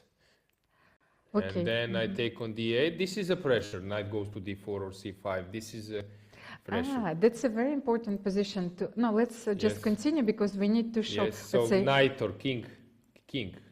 Let's say knight just to show the point. Yes. So knight D4 and knight F5 and H4 actually... Yes. No, now suddenly the activity is stopped for black, and here I have like an open hands to bring my king, and this is like ideal position white would like to manage. And we no longer, white no longer have a weakness on E3. Yes, and what is now important, even some rook end games can be not lost, but can be worse for black. Okay, so you certainly have to avoid taking on E4 Okay, with the king pawn. D8 here is a little bit more precise, not allowing your option. But now let's say that maybe I bring the king, maybe I start pushing some pawns, H4, like to be safe. Knight E5, I don't see this as some kind of threat. You can land here, but maybe Knight you cannot D4, even, yeah. Although then maybe you can make a draw by playing knight F3. How is this endgame? Let's say you decide to sacrifice a pawn and to activate your rook. Yes, you can, but your pawn down, right? Takes, rook takes, you go to E4. I can take even on F7, no, I should probably play wins, king but even like this. King E8 maybe King first. E8, okay, I go with the king D2, now I will have rook E4. No, this is... rook E4, rook F4 you yes. have, of course. This is just not something you want to do. of But course, very often yes, the liquidation. you have this yes, idea, yes, yes, to I agree. sacrifice the pawn. Of course, you should always have it in mind. I It doesn't agree. work here, but it must be your, it could be your optimal defense. I agree. So bishop g6 Almira probably will happen here, right? So, If white opted for this line. but then knight d5. Knight d5, this is what we were discussing, rook e5, and recovering the pawn. I wouldn't. Can you keep the knight on d5, put c4? I can. You take on g5, but also I'm sorry. Also, I'm not sure. I'm not sure. Just a sec. Sorry, I just. If it's such a sound idea, but we should try everything in this position. Of course. Knight d5. Knight d5 here. No, no, no, No. Bishop e4, bishop e4. Bishop e4, bishop e4, Rook f1. rook f1, bishop g6. Knight d5. Knight d5, rook e5, c4. You made. The thing is now this bishop is quite strong. I wanted to keep this very strong knight on d5, and can I create something here? No, you know, these e3, h3 pawns are worrying me very much. So Okay, it's possible because now I don't know, knight d4, right? But this is dangerous. but you have here rook g2, rook c2. If and then knight d4, no? What do you do after rook g2 here? Rook g2, rook d2. You have to, yes, you have to trade rooks immediately. Yeah, of but course, then takes on d4, maybe f6. Knight e7 check. Maybe rook d7 is best. Just not allow you knight e7. And then you can play rook g3 also. Rook g3, maybe even f6 at some stage, if it's necessary to go with the bishop to f7. I don't know. No, you know, this endgame, now that we analyzed it a little bit, looks No, but here, a bit dangerous for c4 white. is not the move. No. Not the move you want to do. So here, I think you must, after rook e5, you must play knight f4. But first of all, bishop e4 doesn't look that natural to me. I would play knight e4 here. I think after knight Yeah, e4, but after e4. knight e4, bishop e4, you need to change the bishops. Maybe she should go And for then this we have line. this position. But as I told you, I still stick to rook e1 as a move. But let's check. I see that the moves are coming. Okay, g5. g5 now. So that's exactly the line that we've been analyzing for a while. But I have a feeling that this is not something which will yield white any benefit. I don't know. Possible to play, of course. Listen, when you make this type of move, either this will lead to a complete liquidation, or you might somehow get some advantage with a superb play. But this now we won't see like a slow game and no move repetition. I have a feeling it will be like a huge, either a huge, massive liquidation or still some advantage for white, small advantage.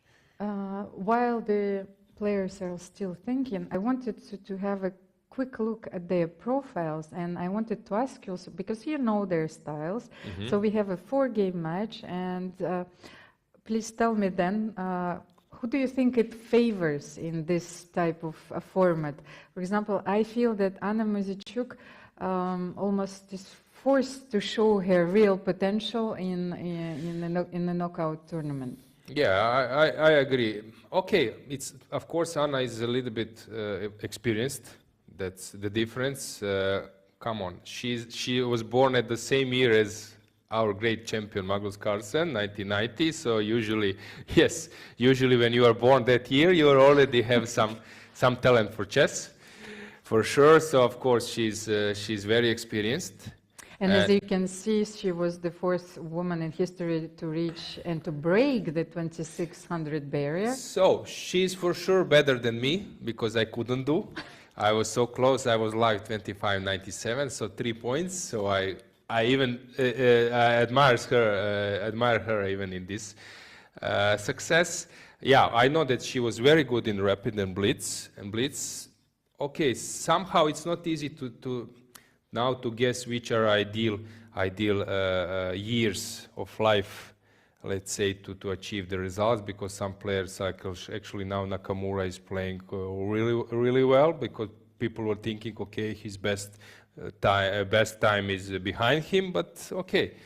So still I have a feeling that she has enough time to become a world champion like her sister, right? And she already had a shot at the title once. She lost her match against Tan Zhongyi in 2017, but she was so close, you know, to the title. It's like you brush on the title and then it gets away. So let's have a look at Lei Tingji profile, because we didn't call her so, but I think she's a dark horse of this tournament, even though she's such a strong player. Well, she won the Grand Swiss with one round to spare, but we don't know much about her, and she didn't play a lot of tournaments recently. Okay, and her current rating, I think it's 25, 30, something like this, 40. Yeah, so yeah, 25, 30. So it's really hard to say, because rating, if you don't play, rating usually shows your shape, your form. So here I don't know. Maybe she worth much more.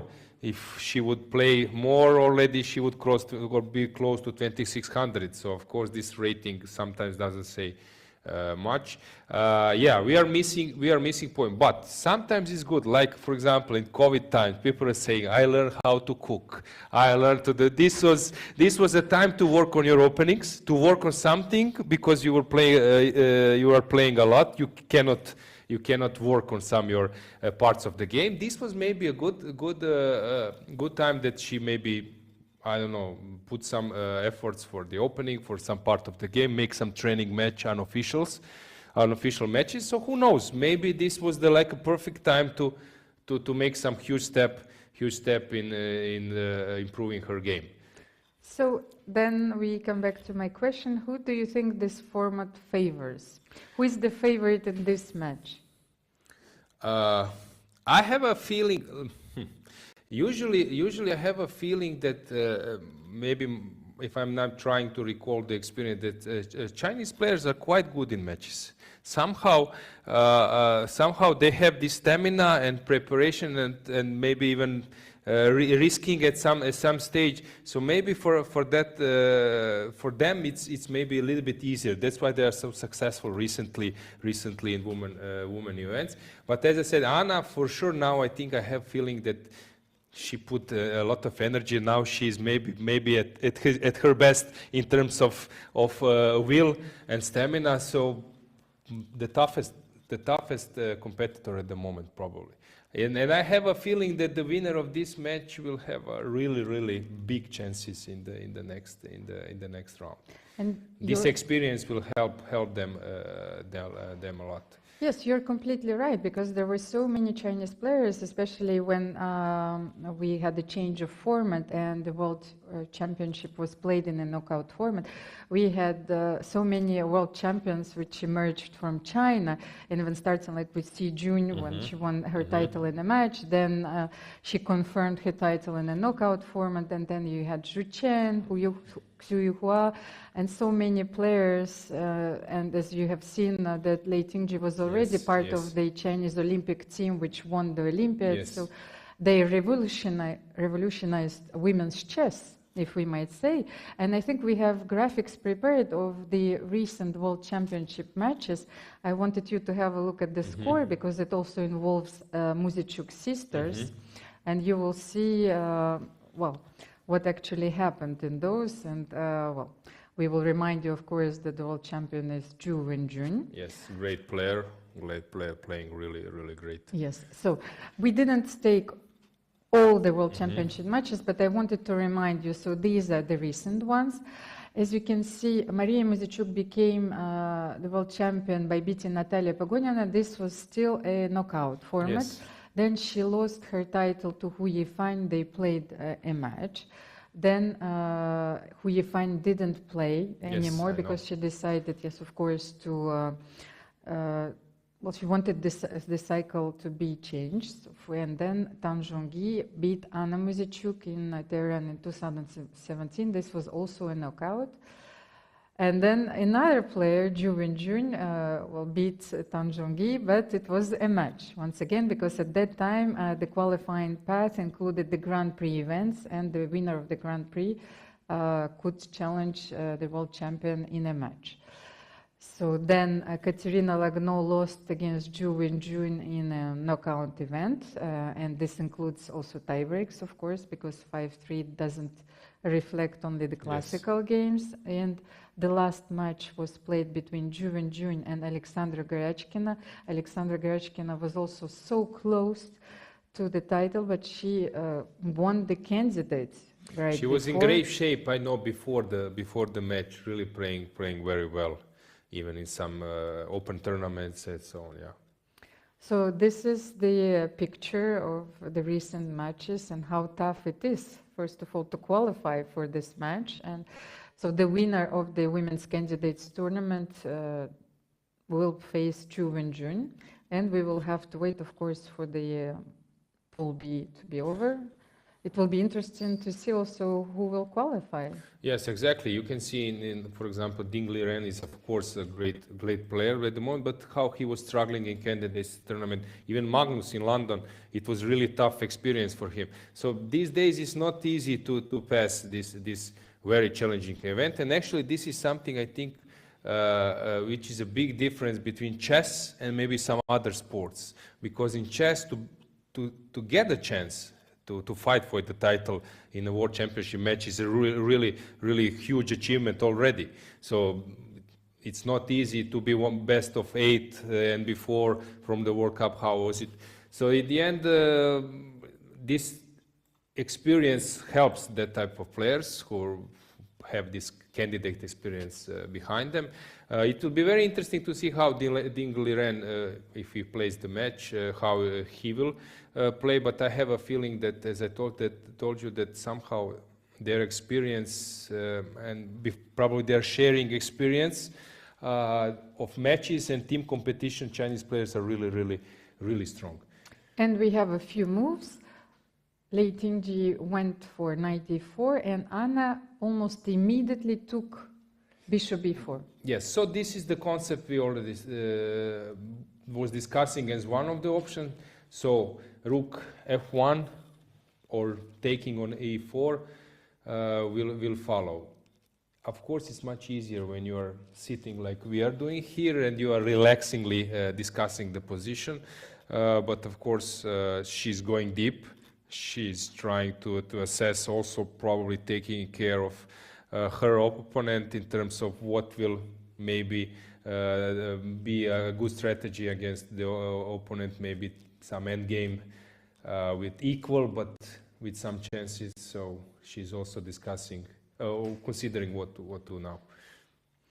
But actually, the game is okay for the first round, not boring. Okay, the queens went off, but a normal game. First of all, of course, we have to do something about our rook. That's why we were only looking at rook f1 or knight e4. Yeah. Yes. But knight e4, rook e4, and then what? Did we analyze yes, this line? we were discussing this, and then to protect simply to play yes, rook to e1. protect rook e1. Even I think knight this position rook f1 not, but this one. But I don't think this can be. This can be something. I don't know, maybe I can come with another rook. Is this an option? No, probably not. To leave, to abandon the d5, I don't believe in this. But then, yes, because you need to keep an eye on d5, because very often those, how do you say, those weaknesses, they annul themselves, yes? So the e3 pawn always has to be exchanged against the d5 pawn. So if you play rook d e1, then maybe I can double on the e file immediately, and you might not win it back. Yeah. No, rook e1 is the move. Probably will happen. It will happen if we come to this position. But now probably, yeah. White is missing some time, just one tempo or something, just to bring the king, or maybe to play c3, or knight c5 now, but To be honest, as a human, because now we always have to say this as from a human, not a computer. Yes, from a human perspective, when I look at this position, well, with white, I already have the feeling that you have to be so careful because these pawns like h3, g5, they're not protected, and then you have to worry about them. Yeah, okay. The pawn structure is not easy to discuss at the moment because we have like an open file here, so at some stage white is attacking this one. However, those pawns you were mentioning, yeah, doesn't look so appealing, yeah, for white to have this type of structure. But the only thing now at the moment is I have a feeling who will bring the knight first. But maybe yeah, because those two knights are really not doing much at the moment. Did we try rook f1 here, or we didn't? Because I said, okay, maybe to make an active move and not to defend our pawn. Yes, but here I think it doesn't work. Why? I go knight e5. Oh, you go and knight then e5. You lost the tempo and just improved the position of my piece. I don't see anything now that can happen. Yes, knight e5 is a very important. Yeah, stopping this, and now this regrouping looks actually that this rook is in front of the knight looks good. Okay, so rook f1 here probably is more to the point. Bishop g6 we mentioned. Yes. And now we come to the turning point. To take on d5, probably rook. I think you have to take on d5 now. Rook e5. This is like a key position. Knight f. Okay, maybe not yet. Knight f4. You take on g5. Here we didn't actually know because we had both options to take on g5, to take on e3, or to trade the rooks first and then. Sometimes this is a good option to allow your opponent a choice.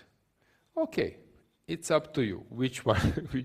Probably all the moves are good, but not that white is in danger. So maybe I'm pretty sure that black will here if we come to this position that black would takes a lot of time because you know that one way is probably a little bit more appealing than the other way, but it's not easy to see the difference immediately.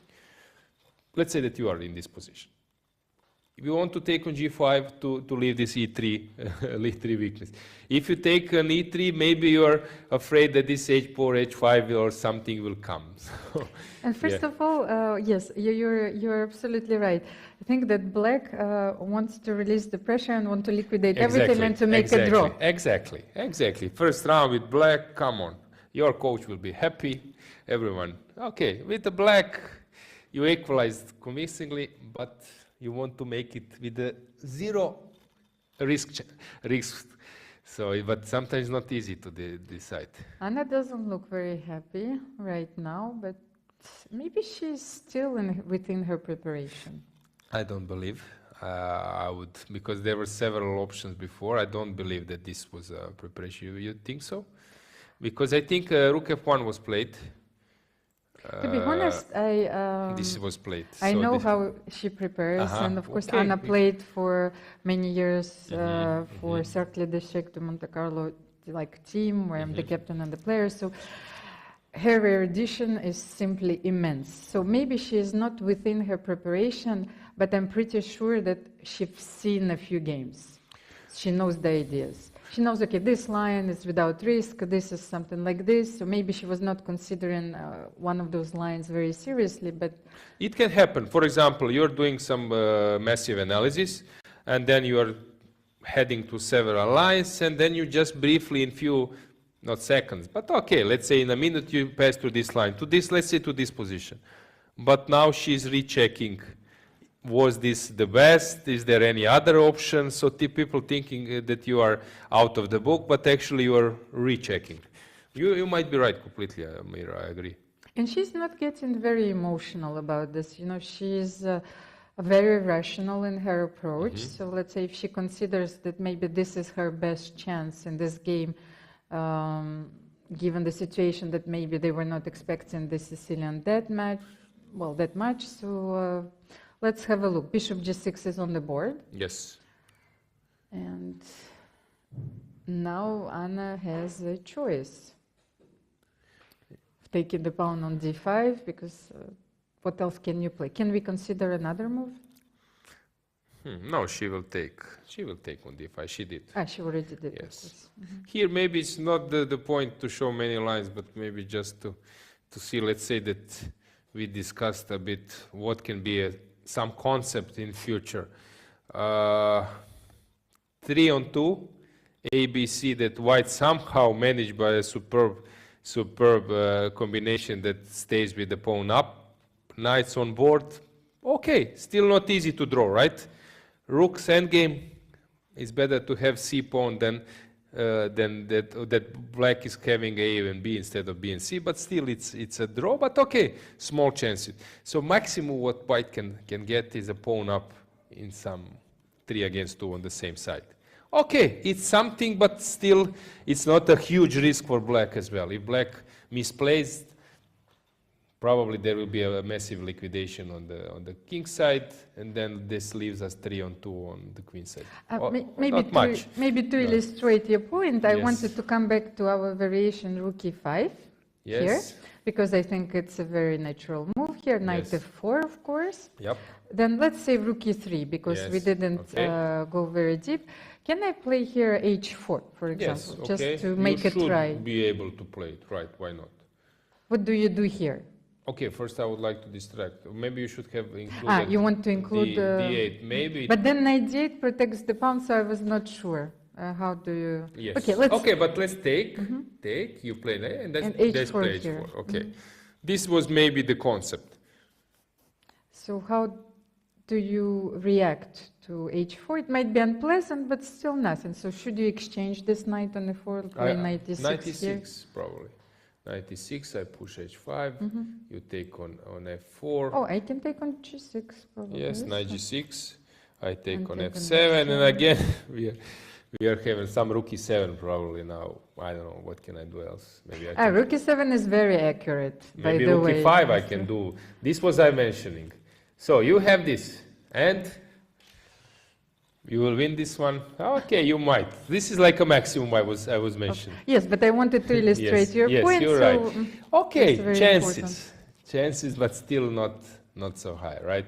And that's exactly what you were saying. I'm not sure that Leitinji wants to enter this kind of. No, this is like a maximum what white can do, maximum. And is this something? Of course, it's pleasant because you are showing that in the first round of the match, you were the one who was pushing. But if I simply check here many times, probably even this is like a draw.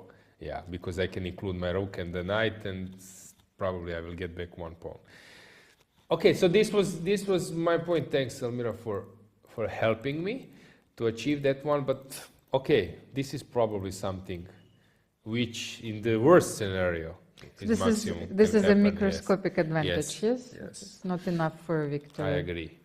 But probably the game will take that route. So rook f4 will be played, and then I have I see that I think this was actually played. So we are now at this position. We mentioned, okay, today we are quite good in predictions, right? Does it so mean that we are I'm predicting tomorrow like King's Indian with rook sacrifice.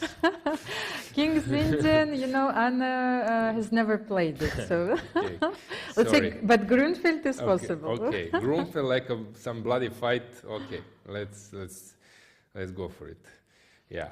Okay, but as I said, for the first round of the match, okay, we cannot complain. Normal game with some chances. Okay. By the way, you were mentioning Ding-Luren, and of course we didn't have time to develop it a little bit more, but I also wanted to tell it to our viewers that until recently, Magnus Carlsen did have a chance to play the match for the World Championship crown, because of course she made an official announcement, but until he signs an official letter, well, it was still possible. So I think that he finally, he officially, resigned. Yeah, this is a news we can share that at the moment, yeah, Magnus Carlsen for sure won't play, but we still don't know will Ding Liren will accept the proposal to play the official invitation. Yes. Right. Probably he will, but still we are waiting. The substitute, if I'm not mistaken, is Rajabov. If Ding Liren declines. Because of some reason, I don't know why he would do it, but next spot is Rajabov. Well, I didn't go, well, I didn't know anything about it. So maybe they'll call you, okay, after 500 players, yeah, don't accept. Well, you're next on the line. Yes, okay, I'll let you know. So knight f4, and yes, but then, we shouldn't take on e3 first. I think maybe then we can take on d1 and then take. Okay, but then you're so you want to go for rook e3 or rook? No, we analyzed rook e3, you rook want d8. rook d1 yes, I want first. to try something else. Okay, rook d1. I take with king. Yes, and now I take on e3. Yep, and then I push this h4 stuff. Does it work here? How does it work here? Similar. But on the other hand, h4, h5, now then what did I achieve? Yeah, you want to play I can h6? play bishop f5 as well now. It's not a big deal, Almira. Even this move, it's good enough. Somehow this king doesn't feel nice here. Yeah, if I take with the rook, same story. Yeah, again we will end up in this position we were discussing, right? And now some h4 or maybe rook check, and then some massive liquidation. Yeah, I don't know. I don't have anything. Do you have any other idea in mind? Today you're proposing more ideas than me. I'm not so sure, because the position is actually very quiet. I'm pretty sure that if the character of the position would be a bit different, then I would blunder all the time. I like to calculate, exactly. but I won't say that you would blunder. But. No. So it's very difficult, because but you know, I shouldn't be an overdose of the chaos. You know, then at some point, of course, it's too much for me. So I'm pretty sure that this is your waters. You're like a fish, probably in a Listen, I was playing this router Sicilian. The only thing I could achieve is chaos. What else? This was the point of that opening. Yeah. So at the moment, so she went for the line. Yes, rook d1. King yes, d1, please predict tomorrow, Greenfield. Yes, so guys, also send us our proposals. So maybe you also have a proposal for Anna's opening tomorrow, because she had a different strategy for her match against Hampi Koneri. She even tried an opening which she never played. She played the Queen's Gambit accepted. Then she switched for an even more concrete line. She played, sort of Tarish, and sacrificing the pawns in the pawn in the last game. So maybe we will see another opening, because Lei is also a d4 player. Yeah. Why not? I would agree, because also the part of the match is that you surprise your opponent, right? Because it's not that I open my analysis, you open your analysis, who is better? This is not the point of the match. The point is that you also try to trick your opponent, right? So I would expect also surprise tomorrow. Why not? Yeah. Okay, let's try rook g5 here. This is the difference. Yes. This is the difference. It's strange that she went for this, because this is tricky for white as well. But then, the point which I wanted to talk about, that after rook e3, you think this is equal, and as black, can you think that there is more? And then you leave these pawns on d4 and h3, and you play rook g5. So, at this point, we are here. I would say that no way she will take on g5. Okay. If she takes on g5, okay. It's too risky. Yeah, I will eat my Grandmaster diploma. No, I'm joking. I won't. No. Okay. No, she will take on e3. She will take on e3. I need to eat it. No, she did it. Really? Oh God! No. Where's your Grandmaster diploma? Okay, I will find it. Hopefully, it's a Yeah, But you- chocolate one. But you know, I think this Bravo, probably is... bravo. I'm really impressed. Bravo. No, but this is just the explanation, because I think she thought that there might be more. So is there anything more after rook g5? This is really a huge step. I really praise this decision. Yeah. Yeah, okay, maybe this is connected with the process. Sicilian, then today, great idea. No, okay, this, I really love this spirit. No, I was joking, but I praise this decision, so now I'm really happy. Also, Anna was doing great, so this game is really Maybe great. this is still balanced. What I wanted to underline is that, of course, if you take on e3, then you get rid of all these weaknesses, and white can easily coordinate all the pieces and play h4, h5. While here, one move which is not precise, and you're going to be left with those weaknesses on e3, on h3. I agree, but there is one thing. Here it's not easy to liquidate. Now this e3 pawn. Later, when you took on e3, it's much easier to liquidate. So if you So what do you took mean? here, then it's much easier to liquidate for black those 2 pawns. Now, this e3 will probably stay alive. And also it maybe help the king to run away from the checks, to hide a bit at some stage. So, okay, so she took, okay, because this e3 pawn is now good for side checks, right? Mm-hmm. Okay, probably still drawing margin. You don't have the rook on the e file to play rook e7, you mean here? No, yes, I was rook thinking f8 that and when then I rook lose this f7. pawn, maybe I can hide my king behind the pawn at some stage and so on when you start checking me from the side. So this e3 pawn might be helpful, let's say, and it's also a pass pawn. Because here, if I stay with c, of course, it's harder. Now this e... No, I mean that in case that white start with rook f8 and rook f7, there we always had rook e7, and we don't give the 7th rank. But here, with the rook on g5, it is not possible as well. This is the second option. So But this is what do you strange. do What if here? I now give check? Rook f8 or rook f7? Yes, let's give check. Check Rook first. f8, king d7, I guess, right? You cannot play king c7? You can, king okay. c7, but maybe You say king this, king c7, rook f7, you go up.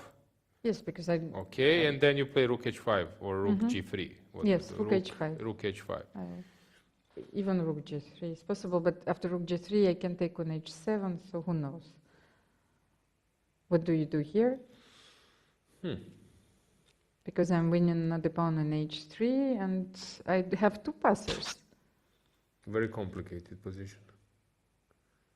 How do you play from here? Because this is one rook of is the very positions active. where you have to calculate every move.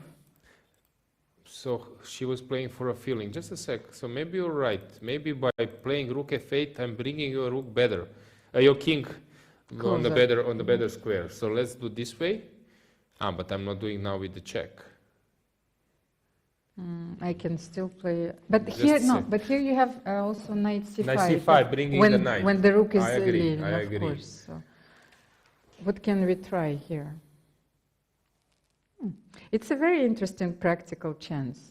I don't know how to evaluate some rook's endgame. For example, you take. Let's say that you Yes. take, and then you chase. You're heading for this pawn. I'm placing mine. Let's say like this. So what's going on here? Who is better here? I don't know. Let's calculate. No, I but think, this is not easy now for black. no, here you need to calculate, of course. Oh. Yeah. How do will you start the race? Yeah. Yes. How you start your pawns rolling. Do you allow c4, by the way? C4, d5. No, those this would two I then. will allow because then I will cut the king. And probably I will be safe enough, but it's not so sure. It's not so clear. But I won't predict anything from now on because diploma to it is enough. I don't need to eat anything. I don't remember. It's quite a big piece of paper. The Yes, Grandmaster FIDE diploma. yes, so- exactly. But hopefully I cannot find it. But as you can see, we have a lot of relics in this. In our club, so you might eat one of those next time. So. I prefer not. No, I joke. But I really respect the decision. This is something we need to have. What's going on? Well, Anna, she's not feeling comfortable because I think that she knew what to do after rook e3, of course. And so what happened on the board? And she went for knight g6. Okay, this is some position which now it's very important. Knight d4 or rook f7. Yeah. So you mentioned diplomas here. It's yours here? No. No, we have a lot of. Actually, there was one thing that I wanted to show. But there are some historical relics with the teams and the signatures of Korchnoi, Petrosyan. So let's keep those because those are valuable. Yeah, we wanted that one. So you played a lot for the team, right? Yes, we played. How many club cups you won? We won 8 European women's club cups, of course, and I've been the captain of the club for more than 15 years already. Of course, this is such long traditions almost never exist in chess, and I somehow, when I said it, I almost didn't believe it, thinking that it was so. Such What long. would you say? Would you were Real Madrid of women chess or Barcelona? I don't know. It's an interesting question. But then I would think that if we make a Galacticos. No, but if we make a point of comparison, then we should talk about women's football. Maybe okay. then and different. So maybe English league or American football. Okay, it depends, right, of course. Right. So I'm not sure that. We still don't have the same longevity as other clubs, but it's very important. Any tournament which you win is, of course, very important. But you mentioned like a woman football. I think it was like 80,000 spectators. I think in one game. I think in Barcelona, women football followers were fans at the stadium. I think 80,000. So there is a huge support. Of course, and Great. a huge potential for development, and Yes. this is very important. I think that after f takes g6, we have time for a small break because this game will continue for a while, and I'm not really sure that it's very easy to simplify it, of course, so please stay tuned, and we will be back in a few minutes, and Anna Muzychuk is thinking about her move right now.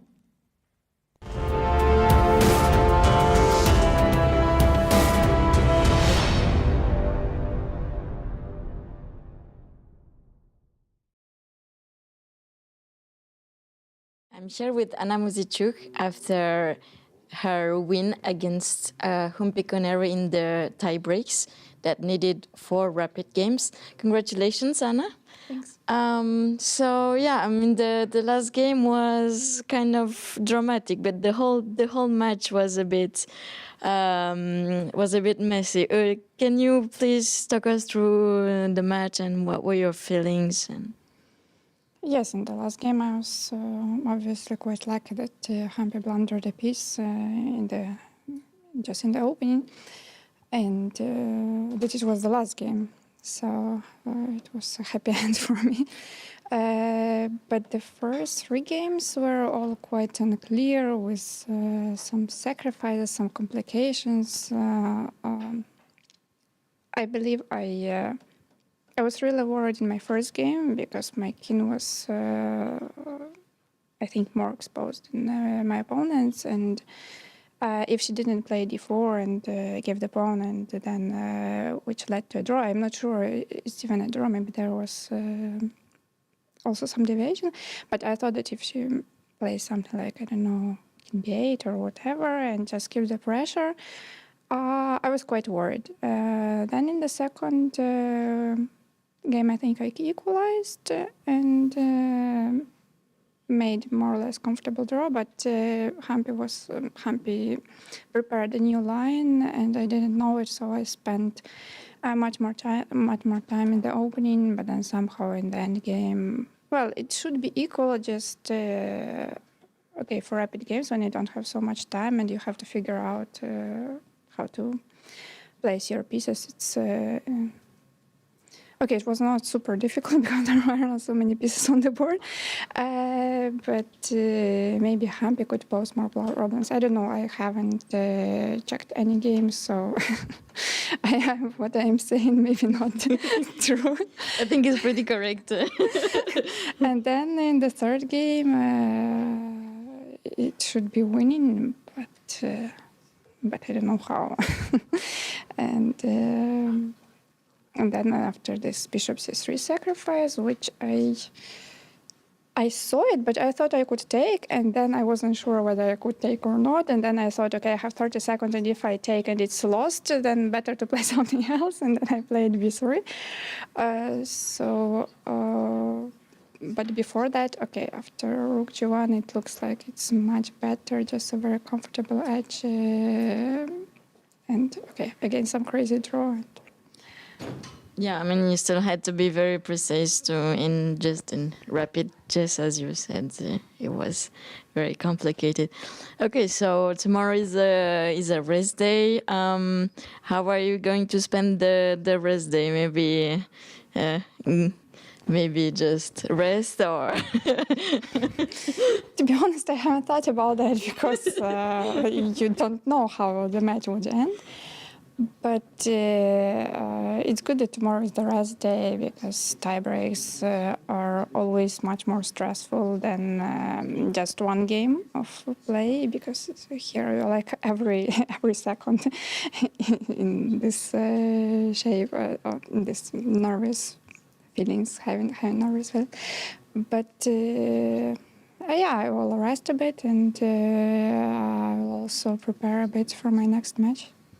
And have you already faced Lei Tingji in official match? Definitely not in a match, and not in a classical game. But we did play rapid and blitz. I think one game each. One game in blitz and one in rapid. Maybe more. No, I think just one. Yeah, so it's kind of a new opponent for you. What are your expectations? What can we expect from you for the next 4 games? I don't know what to expect. We will see. Okay, thank you very much, Anna, and congratulations again for winning the tie breaks. Thank you very much.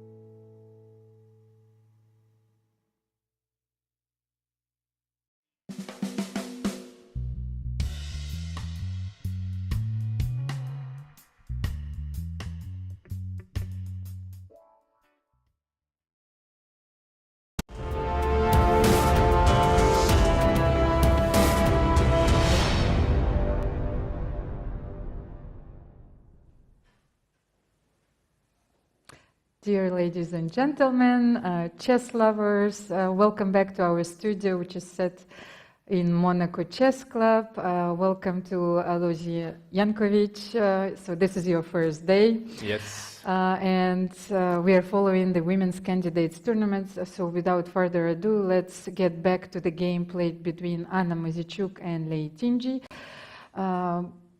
We were trying to analyze this complicated endgame, but Anna went for a different line. She played rook f7. We will get the board for you in a second. Yeah, so this we can... Yes, we will have our board, and our analysis board for you in a second. So we left, I think, at this point.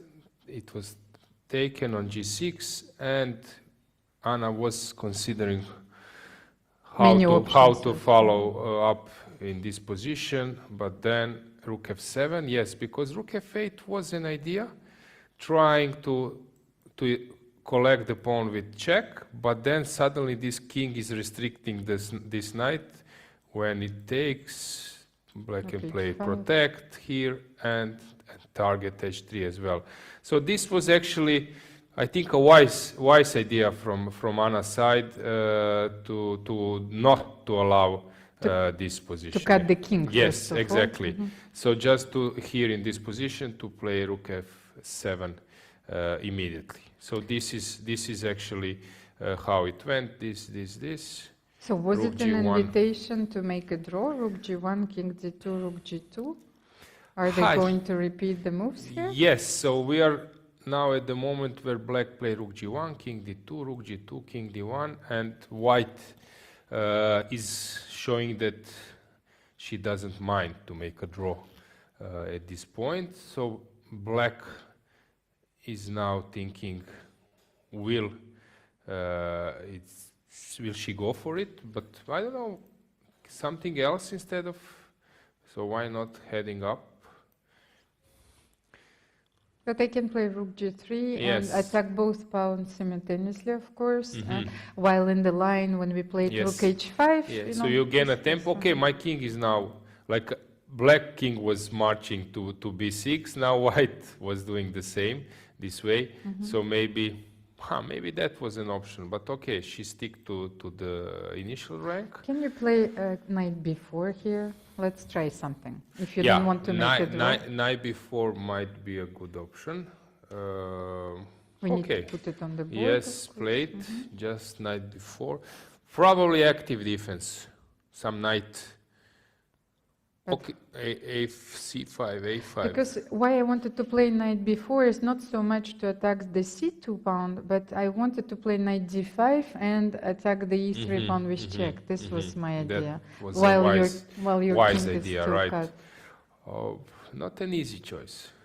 But let's say knight d2. What can I do? I'm not given the c2 Yeah, pawn, because knight d4. Then I want you mentioned this knight d5. Still. Okay, you'll take on e3, but not more. I take on g7. Okay, rook g7. You take on e3, I move my king. I don't see some huge threat at the moment.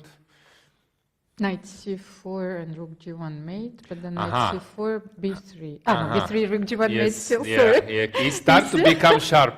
Yeah. Of course. But I don't know, still maybe this is like a drawing margin. You take with a knight, I take on h7, I guess. Knight b5 if I go. The same motive like you are doing to me, to give check. Okay, knight d3 check. Yeah, maybe this one is better. You give check, I move my king. And I'm trying to make this drawing mechanism. This is maybe something to show. For example, this rook f7 sometimes can be the way how to create a drawing mechanism. So knight d6 first, maybe king d8. Okay. But you can take on b7. Yeah. What do you do? Yeah, this is enough. Take on h7. Yes, and then you can give check. So I was maybe playing not the ideal way, but knight d4 maybe is good enough. You mentioned knight d2. Okay, this is also an option. Check, I guess. What else? This is the point.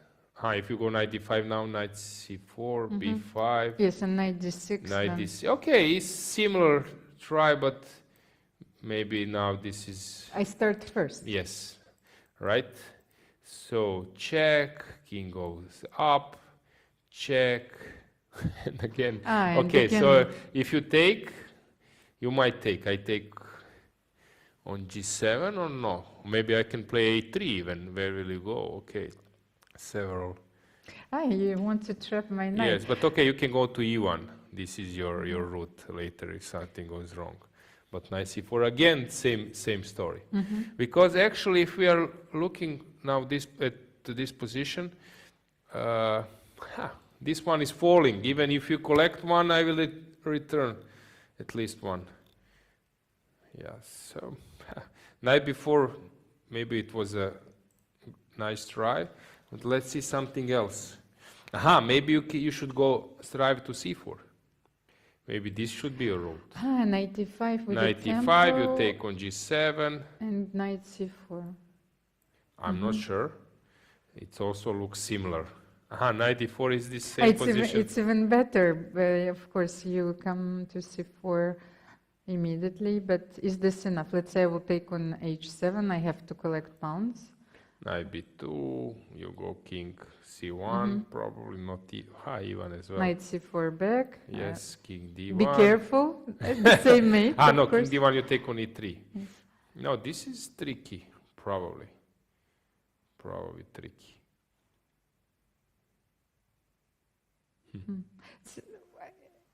Let's see, I think we have a move. Let's just take a look.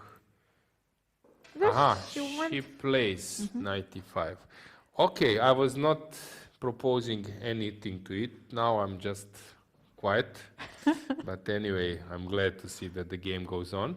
You know, we were comparing the titles, and I was not sure at the moment that we spoke, of course, that I knew that our French club, l'Olympique Lyonnais, is one of the most titled clubs in history of women's football. Okay. But I wanted to check, so actually they have the same number of titles as certainly the Czech of Monte Carlo. So maybe then, yes, it could be we can compare both clubs, of course.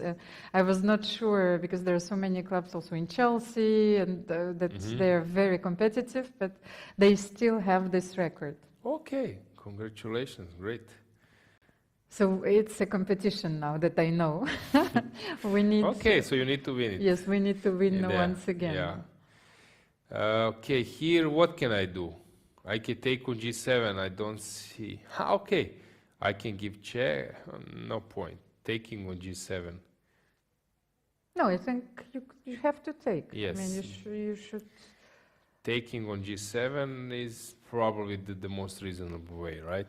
I think in those, this position is very concrete, and from what I know, I've learned, on at my own expenses, that you cannot avoid and be general in these types of position. You need to calculate. So one of the most important things that you need to calculate here, of course, is that you take the pawns and then you see where it goes. Yeah. Okay. Now she's having some doubts, either to take the pawn or maybe to immediately to give check and to jump with the knight to d4 if this means something or not. I don't know, to gain a tempo, because by checking you are giving.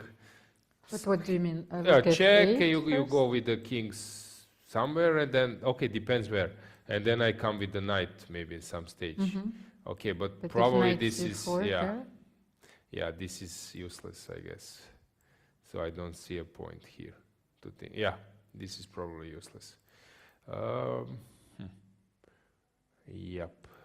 Okay, but I have a different option. I have now to play knight. I can play knight d2. I'm stopping this jump. So this is the difference. This is the difference. Again, you can now give check. I go up. But for the moment, she's not ready to accept the draw late in G. So she could have repeated the moves. She went for knight e5. She maintains small pressure on her opponent, and she wants to see if Anna will make a mistake. And Anna went actually for rook g7, once again the most concrete line. So let's have a look. Yeah, but this is the move you want to make because you're cutting the king. You're active. You're liquidating. This is the move you want to make. Yep.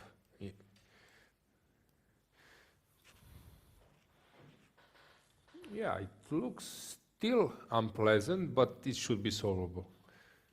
It should be so. But this is the way sometimes how you win the games. Your opponent is so close to a draw, it doesn't look so scary, but suddenly you are improving your position. She's not feeling comfortable. She took on e7. So she's heading for this type of position. She wants to give Yes, everything, but this is no? what we mentioned. Knight c2, king c1. You remember?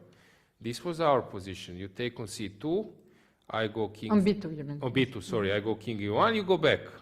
But maybe she only calculated here knight e3 check. Let's say here knight e3 Yes, but check. this is not dangerous. King c1, King rook c1. c2, king b1. No, this... Of course. And then... And this is a draw, of course. Yes, because after you move the king, you are even not... the rook, you are not even threatening a checkmate because I can cover with my knight. So I can do something now. Maybe check, check, check. And then place your king on the sixth rank. This can also be an option and so on. So this looks Leitinji looks puzzled. right? Really? What Yes. happened? I don't know, but she feels that maybe she can try your move. Knight b2 here, Yeah. not knight e3 and rook c2. She feels that she can play knight b2, king c1, and knight c4 back. And then your mate, threatening your mate, rook g1. But how do we protect in that position? How do we defend? I'm sorry. Let's say King knight b2. b1. King b1. Is this an option? Knight c4. Can I go? King b1 here. So Can I go here? rook g1, knight Yeah, c1. knight c1. I didn't see anything better. Oh yes, this is a very simple defense, of course. Still better for black, but the thing is, this king is cut. This is the only problem. If the king was somewhere and then to include the king at some stage, black could improve the position. But this way, it looks like a draw. Okay, what can we do here? We can take knight e3 while you're Knight still... e3, okay, I will play something like rook g7. And can I... And now you need to create a threat. I can play rook g2, rook c2, or knight c2, then I can win a pawn. But maybe rook g2, you will play h4, h5 quickly, yes? Rook g2, h3, you need to watch out for this stuff, but Yes. probably this is okay for you. You have rook c3. If you have probably only move. But why couldn't you take on g6? Yes, I Did could, miss but I something? wanted to. Okay. You mean like... I of wanted course. to attack. The knight.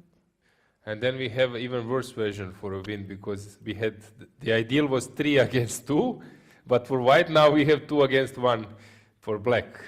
But with the reversed colors, Yes. and maybe from a psychological perspective, she was right to play on because Yes. with white you were not expecting this. You were not expecting that you are going to defend. You were thinking, Anna was thinking, I will make a draw in any position, and she has to solve some problems. No, I agree.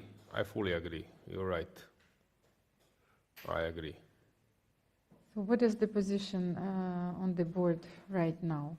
So let's check it. Actually, you know that who said, I think Aronian said that with knights, when Vichy starts jumping with knights, it's a lot of calculation. This Fitsky style, it's sometimes unpredictable. It's not easy to be able to calculate when knights on the board.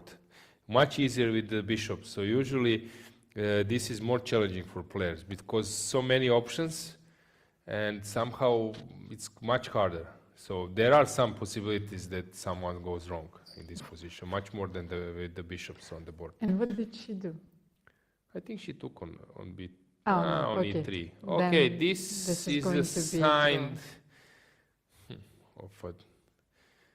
a draw. It's a silent draw, Yes, yes? Knight e3, rook c2, and then white will play a3. And But okay, I'm keep repeating this for more than an hour. Now she will play that, she will play that, and this will be a draw. And suddenly game goes on. Always some chances. Okay, we'll see. maybe she thinks that she can bring the knight on h4 and win the pawn on h4. Okay, let's check yes. check the line. So king King c1 probably the best c2. move. Rook takes, king b1, rook somewhere. Let's say rook g2 first. G2 or h2, g2 let's say. Okay, now it's my turn. You want to go knight c4, right? Knight c4 or even bring my knight. It depends on your move, of course, how you're going to protect I wanted to go to d3, but then your you pawn on play rook h3. d2. And of course, knight c4 is an immediate threat. Okay, now it's time for calculation, right? Let's say that I play like this, you go here. Sorry, Alojzije. Yes. Just, of course, for entertainment purpose, show knight c5. We are here for entertainment or for... no, I'm joking. And yeah, of course, knight c5. And rook g1 mate. Ah, Yes. you like this mate. Yes, okay, yes. okay. Okay, so... You have to be careful, so now you cannot instead be of active here. entertainment, now scientific work. So knight c1, knight c4, b3, knight a3. So I was thinking about this. Rook c2, right? And what's your threat? You can take on c1, and, but King then b2? king b2, Yes, of course. so let's say rook g7. I saw this. This is not something I have seen a lot. But can we play knight b5 and knight c3? And And then you will play king b1, yes? But then I will go away. And how do you protect this? Okay, knight b5 here. do you have a threat? So I take. And knight c3. You knight c3, okay, I play h4. Oh, wait, but I could take the knight. You know, we start blundering. The threat is to take the knight rook c1, okay, of course. So We are now the thinking virus is spreaded, okay? no, because we are thinking about mate, Yes. but sometimes you have to Yes. take material, king of b1, course. And rook g2 again. but now h4. H4, h5 simplifies, I think. Because knight c3 Yeah, this is position, not even a this threat. position, this I take. I was thinking about this position. You take, I play king b2, knight e2 only move. I play rook e6. And rook e1, and then you push the pawn, yes? This is what you want. No, rook e1, rook e6. Can Knight I- f4. Knight d4. Are there Knight many? f4 better. Knight f4 better. Why is it better? Knight d3 check. Knight Because on d3 knight check. d4 maybe you can chase my knight. Okay, so this doesn't work. Still, it's hard to win, but okay.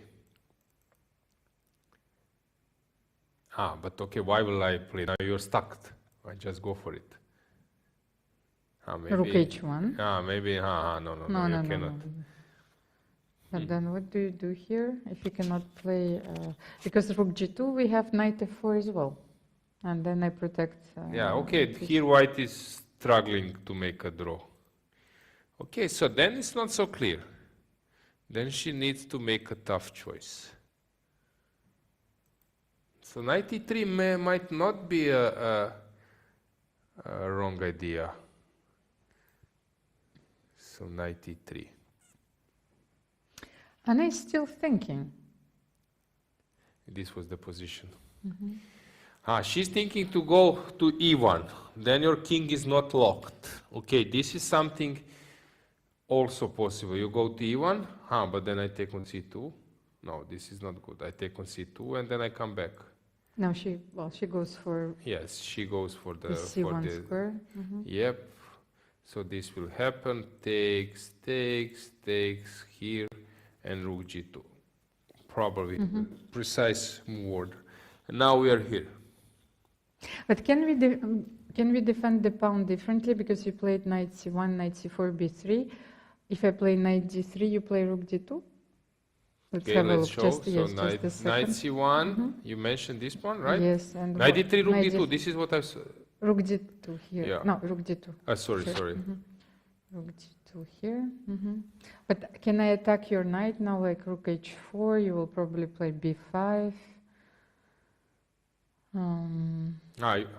Because it's with check. Okay, this is a good try. But then b5. Because this is with check. Yeah, b5, and maybe this is speeding up the attack. And what do you do here? I'm not sure. Again, same story, b3 stuff. b3. Trying to catch your knight like a super smart way, like this stuff. But this, maybe it's unpleasant. Okay, still it's, even if white misplays something, still it's not easy to get anything tangible, yeah. And once again, from a very innocent position, innocent looking position, well, she has to defend this. It's very unpleasant. You know that during the Chennai match between Magnus and Vichy, there was, I think, 5 draws or 6 draws from the beginning, but one draw was different than the others, and that was Berlin. And Vichy was pushing, because he said he was also fed up with draws at his hometown, and he was pushing. He was playing that game very bravely, but Magnus played brilliantly, and then Magnus counterattacked, and Vichy survived. But you know, it was really a really tough game for him. And here Magnus got some energy. So if this game ends up in a draw, okay, she Tenjli showed that today she was in better shape, right? Igor was calling her a street fighter, you know. Yes. Maybe this is also a clear sign that she's sending a message. Well, don't mess with me, especially in the openings. You know, I'm very well prepared. Don't cross the line. Okay, if you want to get something, or to want to steer for a draw, do it at the right moment. I'm ready to squeeze, even from a semi-innocent position. And this was a very slight chance, and she went for it. You know? Yeah, I really admire her approach. Really good. Congratulations, because okay, it's really tempting. First game, black, draw, to call it a day, and then suddenly you're finding some energy to move on. So I really appreciate that style. So what's going on? What do we have? I think that it might also be, well, she might also be given an advice from her coaches that since Anna played a very long match and she had to play 4 difficult tiebreak games, so they might give her an advice that she should play longer games to exhaust her. Okay, this also can be you might be right. Yeah, this might be a good strategy, because as I said, after this first game, Anna will completely focus on this match. This first match against Hampi will disappear from her head. But first game, still, she was facing a real drama not too long ago, right? So here, black is thinking, but okay, here I don't see anything else than taking on c2 with the rook, right? So what is she up to? Because knight c2 Yes. doesn't bring you anything. Of course, you need to take the pawn with the tempo. Okay, she can immediately probably force a draw with knight c4 again, but of course this is not the point of the previous play. By the way, Alojzije, I was thinking about another move, which is probably strange, but if you take rook c2, Yes? king b1, Yep. we analyzed rook g2, but what if I will play king c1?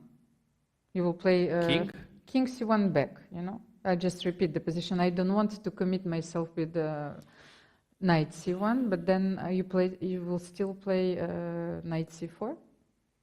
Okay, this is a good question. King c1. Okay, probably this position will come soon, so let's just wait for a second. Okay, she will move the rook now. It's not a very natural move, I agree. You want to play a3, king a2 here, but knight c4 is a very important threat in every line. Yeah. So rook g2 is played, and let's see what Anna had in store. So king c1 or knight c1. Knight c1 is of course more dangerous. But what if I play a4? This is the move I was thinking.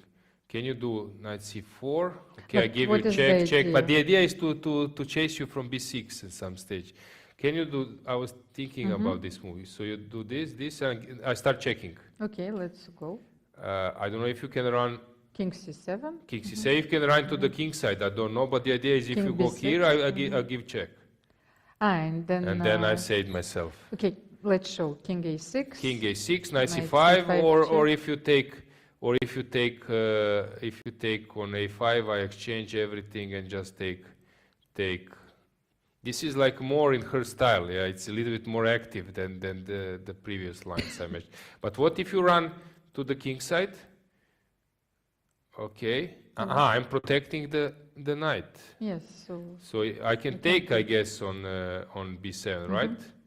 You take here. I go king c1, a1. A1, I'm always. Yes, but here might not be. It's not easy that you will give me a checkmate now when I'm. It's not even about checkmates. I was thinking sometimes activity. you have to keep the king closer to the pawns. Yes. Okay, approved. Okay, king c. Okay, still the game goes on. G5. Yeah, it's not a dead draw.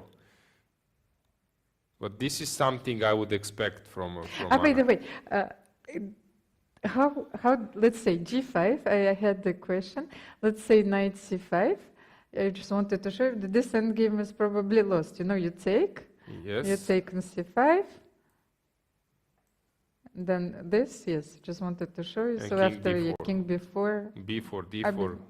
I was thinking king B4. I think D4 wins, D4 but is maybe better. B4 is well. So yeah, white is. there is black no is, easy way to unpin here. If you think that knight C5. Yeah, knight C5 was a good try, but probably. No, Then but I hear. What do you do play after rook G5? B4, Then? I play. Rook B4, of course, and then. And then again, you can. I'm not threatening anything. King D5, rook B5, yes. Yes. But king D5, I take on C4 as well. King D5, I take on C4. I take on B3. Yeah, and then rook G4, and Okay. again. So this is the move I would expect from Anna. Yeah, this A4? A4. Yeah, this is in style, like you want to be active. Calculation, but with activity. Because I wanted to try king C1. Yeah, but this is and also a knight C5. reasonable move. Okay, this is also sort of temporary preparation for activity. Okay. What do you do here? Because if you take on B2, I will take on B7. And? Yes. Check and take on this one. King D1 I take here. and check. Yes, this is also good. It should be good, although you're giving a passer. But how are you going to defend your defend G6 this one, pawn? yes. You're right. So what can I do on IC5? Can I switch to something else? You can try B6. Yes, B6 I would like. But then knight D3, I defend. And I'm not sure you can play rook D2 here. It's a bit different. Because now I can play rook H4, take with check, and... Let's show that, of course, because we So need to rook show a few D2. variation, then rook H4. What do you hear? You simply take on D3, yes? Because B5, then I will take and you will lose the game, of course. Yes. Okay, this was like a good defense. Yeah, this one, king C1, is a try. It's a good try. So we analyzed knight C1, but I was not sure, it's too passive. No, so knight C1 is too passive, I agree. we have two options here, king C1 or you suggested A4. A4. I was not sure where will this lead us, but in the end it looks reasonable. Anna is still thinking. So after rook G2 we have the let's put the position on the board. Yes, the current position on the board. So this is the current position on the board, and what do we have here? A4 is very interesting, but it's very not dangerous easy, as well. yes, of course, to make this choice. I would go for king c1 and knight c5 for lack of better options, but maybe knight c1, which we analyzed at the beginning, is also yeah, but knight c1 is the worst option from my point of view. Because I thought, what's going to happen after king c1, rook c2, then you're repeating, then king c1 became simply a very normal move candidate here. Yes, exactly. So, the situation on the clock, 25, 27.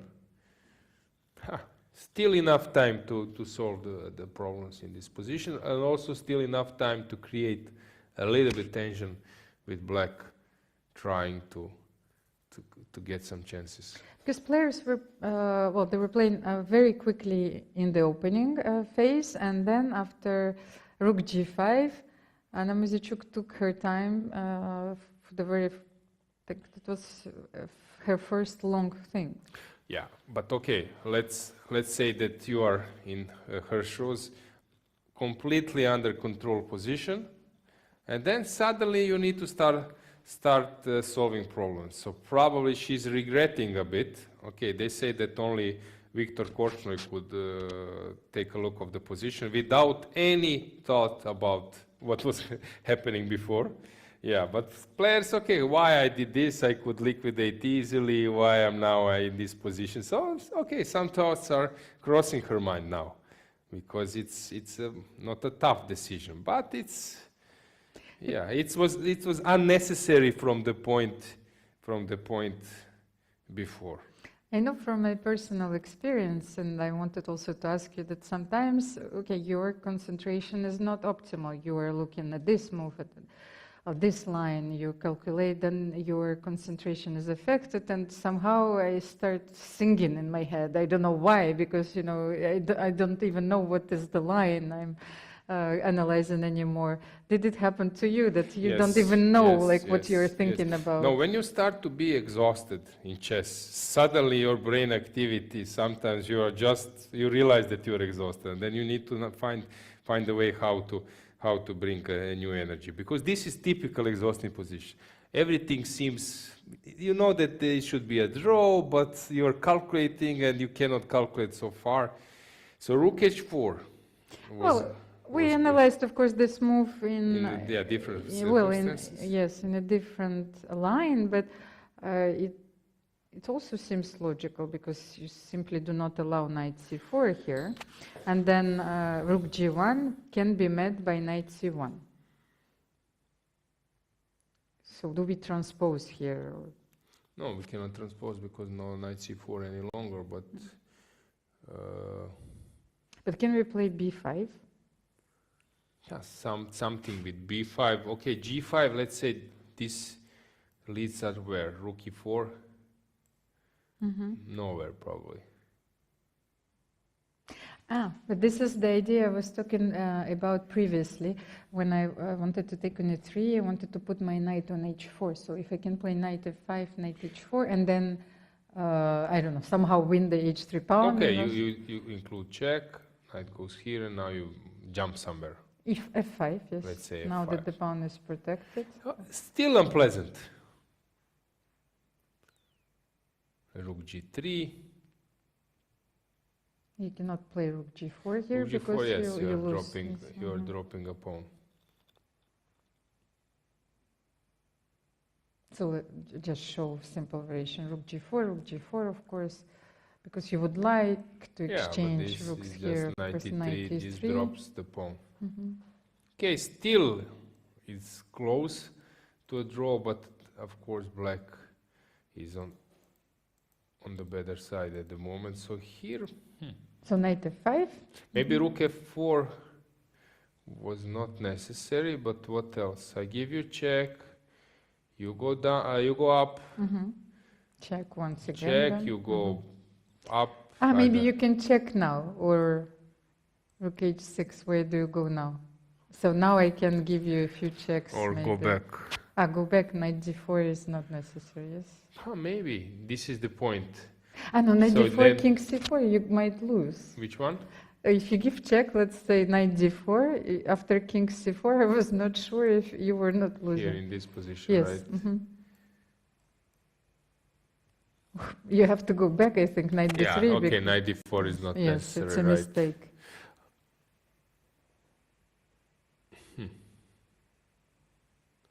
Maybe g5 is not optimal, just a sec. So it's black turn. So what can I do? What can we try b5? Just b5 or b6, I'm not sure which move is better. Maybe I need to hide my king to a6, but okay, let's say that I play b5. What do you Now a4 maybe. Even a4, of course. I have no time to play knight c4. Yes, I take on b5, you take on b2, and the same story. I don't know. Rook h4 was a good move. Yes, these are typical moves you might not put as a favorite ones, but when you see the move later, it looks immediately, everything is open now in your mind. This is quite logical, I'm controlling this, I'm controlling that, yeah. But in my head, I dismissed it before because I was looking at this position and I thought that we have knight d1. But now I understand, of course, that you have rook c4 and rook c2. Yes. But yes. otherwise, you would Yes, be in losing unpleasant it. situation, Yes, right? in a very unpleasant situation. This is typical. This was the Alexander Alechin style, using these small tactics for some positional, to solve positional problem with some tactical means. You cannot do this because I give you check. Always 2-3 moves tactics, nothing more, but helping him to solve something. Okay, let's put it on the board. Maybe Yes. also knight d1. So knight d1 is a tempting move, trying to attack on b2, but this You have doesn't this work because maneuver. of check. Now you cannot come to the d file because you will drop the knight. So that means that you should come to the b file when rook c2 solves the issue. Yeah, good enough, good defense. So what else do we have? No, but rook g1, king, now knight Knight c1. c1. This is the move you must make. I have a feeling, yeah, you must make. Rook g1, knight c1. Can you play g5 here then? Yeah, g5 here or the move before. No, but now that the knight is on c1, you have no more checks, and your king is still in the box. Okay, yeah, so maybe you now should just bring use- the king up somehow. Okay, and if I can play your move here, rook e4, you will play knight f5. Knight f5 or knight d5, I don't know, let's say f5.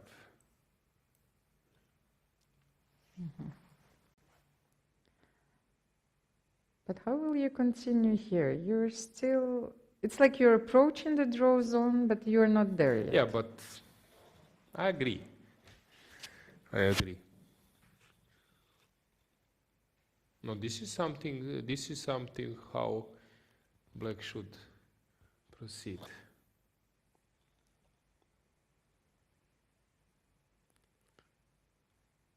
Can you guess by the body language what is she up to? Well, I was observing Lei Qingji in this very moment. She's hesitating. There was something going through her mind, and she couldn't make it work.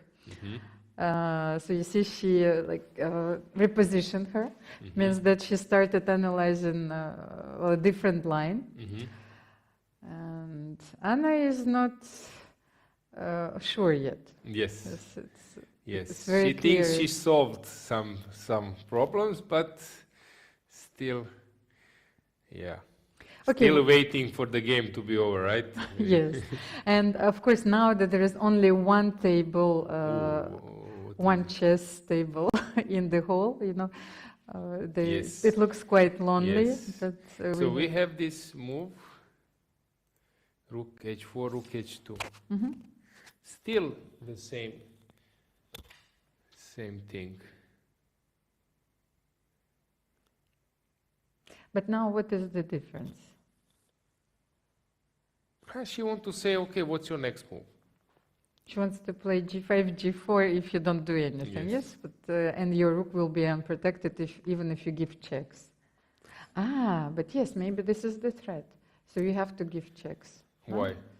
Or you wait for me to play Wait, g5. g5, rook h5. G5, rook h5, okay. So this is the place where I will hide my rook. After And g5, after and then G4, you for yes. g4 I take, so And- my and you rook is protect. here, I will take and I protect my rook. So this is the point.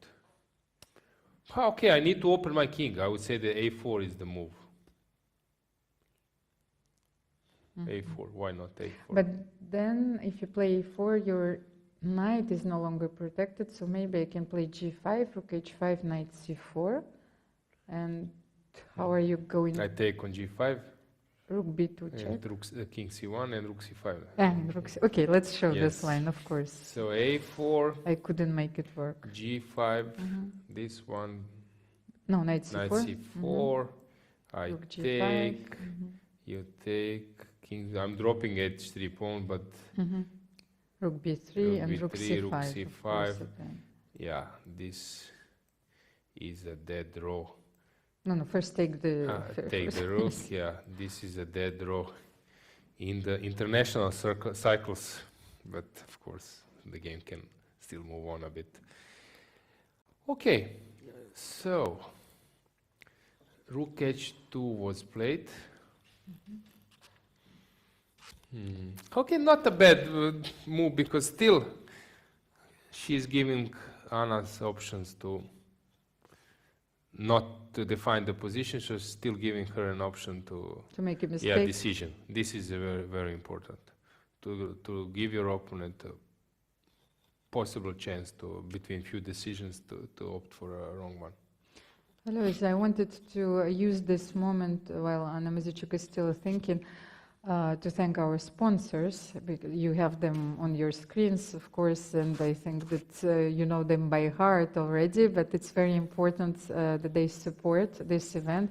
We have the SBM, so la Société des Bandes Mères, which not only manages a few hotels here, but also manage the opera, the Monte Carlo Opera, and the tournament is taking place in the Hotel Hermitage, of course, where the players stay, the commentators stay as well. So you got lost today there? Yes, I got lost because it's really nice big hotel with a lot of rooms and side rooms. Because I actually have a different feeling, because every time I enter the hotel, I feel like this is one of those places where you actually travel in time, because like you close the door and then you have this beautiful place with a lot of Belle Époque decor, and I feel like I'm somewhere else. You can dream there, actually, so I'm not sure that the players can dream while they're playing, but it's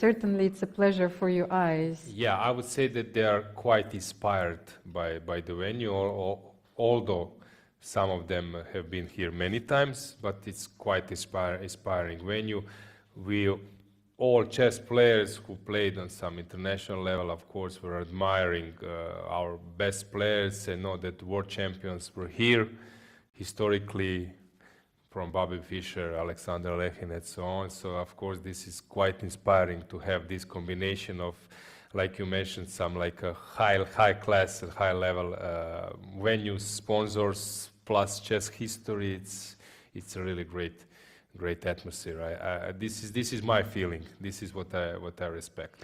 Of course, the danger is that the La Société de Bandes Mères also manages the casino, and it's absolutely breathtaking, but we know that they're playing for quite a prize fund here. It's more than 250,000 euros for this event. Of course, it's the global prize fund, but you might be tempted and to put at least once something on the red or on the black.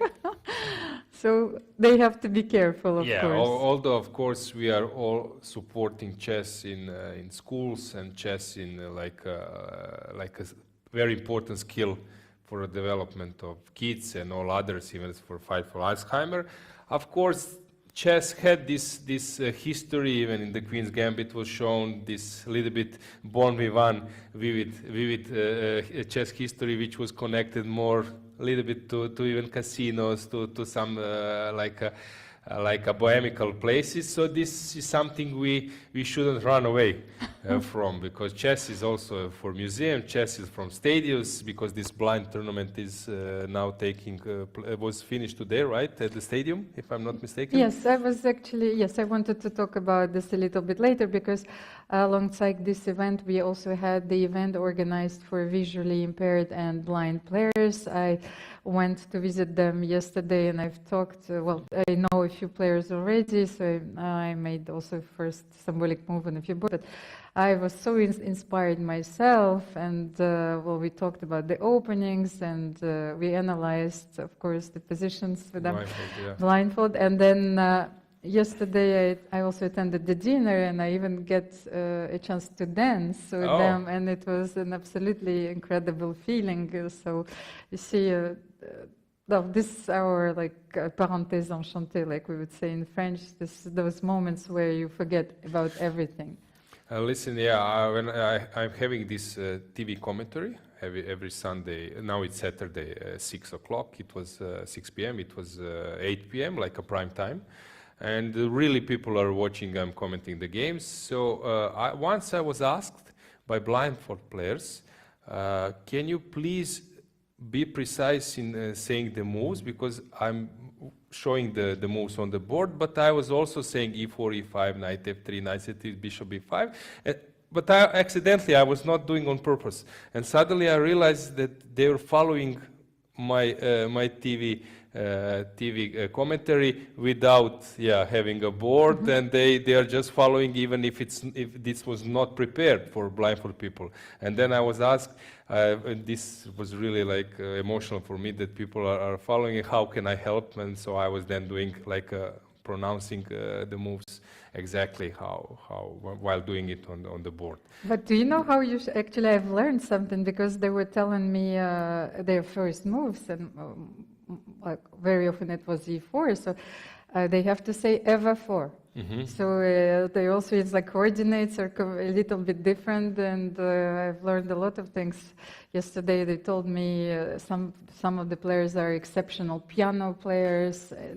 This was absolutely amazing. But I read that this tournament was combination with the young kids, right, who had this. I think this is very educational, that they later in the life they will appreciate how in life you need to fight, no matter have handicap or whatever life takes you. So. Of course, it's just was absolutely for educational purposes, but it's also a very joyful experience. They just limited the level of kids to the beginner levels, and there are a few kids which represent Monaco, of course, but I think that it made them very, very happy. Yeah, perfect. Yeah. And King C1 was played by Anna. You know, she didn't want to enter those variations, like concrete variations with Rook H8 and Rook H7. So now, according to our analysis, we said that the king will be open. It's time for checking, right? So our idea was to, in this position, to start giving checks from the side. So I don't know, will this happen or not? So rook, for example, check, king goes up, two ways, d7, e6, or here. And this was the point, right? And you go up, I go back. This is our position. And frankly speaking, okay. He can maybe abandon, better is to abandon A pawn than B pawn.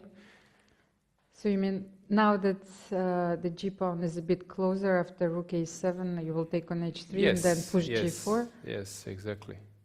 And the king on B5 is also playing a very important role, because it protects the knight on and C4. It can be hidden here on A6. So I see this as a as an improvement. Probably still it's quite close to a draw, but yeah. Another tough choice for Anna, right? So what is she going to do here? So let's just see the clock management. Yes. 16 minutes against 18 minutes. The move is okay. She has only like 8 moves. It's not a big deal. But anyway, it's defining your future. But can I play a bit differently? We also tried in one of the previous lines. Rook h5 was the move. Yes. Sorry, I forgot about it. Yeah, sorry, my bad. Exactly. So we wanted to attack the g4 pawn. Yes, exactly. Rook h5 with the point we showed to our viewers that after taking, this is the place where my rook is safe. Yeah. So now, what else can black invent in this position? Okay, the pawn is simply hanging, so you should probably give again, check. maybe rook c2, check. Yes. and rook Nothing g2 has now. happened. And you go back. And where are we? But the position changed slightly because now I protect my pawn on g5, and your rook is not on h4, so now I can play knight c4. Knight c4. Aha, this was the subtle concept. Okay. I cannot believe that this can hurt white in any way, but who knows, yeah. But most probably we will get down to this position where white is left with 1 pawn and black is left with 2 h4 pawns. now. Yes. Maybe this move now. h4 immediately. Yes, because there is rook c5 check. Yes, So, I cannot take, yes. Can I take? You take rook No, c5, king goes h3, to b1 and knight c1. but h3, h2. Okay, Can let's you- show. yes, Check, check. I don't know, king b8, for example. Yes, Yes, h3. yes, this is what... I'm dropping the rook. I don't have time for Yes, king I'm b1, not. knight I'm not c1. giving Yes. you this extra time. I'm not. I Yeah, will yeah. not give the check on Yes. g1. No, this is losing. Oh, maybe this is. Is this a draw or not? This one? I mean, if let's say I will win an exchange. think No, it's you will lost. win. Yes, I of think course. it's lost. So I'm not sure I will be able to. So to be a Hold this. commentator, you need to work on your endgames to be able to say what's going on. Of course, you Yes, have to work okay, on everything. Hard. Yes, Yeah, yes. work hard on your endgames. Yes, because if you're doing commentating, I don't know, some soccer or basketball, okay, you don't need to say, to liquidate or something. Here, you need to be precise. It's win or not. Not only you have to be precise, but you also have to, well, you are an authority in a way, so you have to be absolutely sure. But I always doubt when I play chess. I'm like, I doubt everything. So No, I understand your point, because here our concentration is not like when you're playing, because people when I'm playing, they're focused, their main goal. Here you are discussing different things, you're a little bit more relaxed, and it's not easy to say something straightforward. This is the evaluation or what. also in the game, you're not allowed to try several Yes. moves. So Yes. you have to be pretty sure about the line you're entering. Yes. And Anna So this has was 13 minutes left right now. So we analyzed h4 Yes. here. Yes. But knight c4. Okay, let's Yes. try h4. Can I take on b2 then? And win both pawns. Can I win both pawns? No, but this was take on h4. This was a knight rook c5 is a okay. mistake. Even this we didn't finish. But course. okay, let's say that I take on h4, or I don't know, maybe give you some checks first. Let's see, where will you hide? King b6. I give you check. It's not clear where will you hide. You go forward. Okay, you might. Knight g4, check. Because I do not play rook h5, king b4. What if I give check King b4. and then I take? It should be a draw, right? Okay. I don't see anything else. If this doesn't work, no point to go up, right? So you need to hide somewhere else, but where? But king d6. King then d6, possible option. what do you do here? How is your knight coming out? It's coming somehow. But then, no, knight b2, of course. Rook d4. King e5. Okay. And maybe And rook d7, no? Rook d7 probably enough for a draw. Of course. Still, a2 is attacked. No, but I will not take immediately. I think rook d7, knight c4, and maybe I can play But you can something. take even immediately. You will sacrifice knight for a pawn if you want to lose this. Yeah, so it's, of course, better side of a draw again, but nothing special. So let's see. We have a move.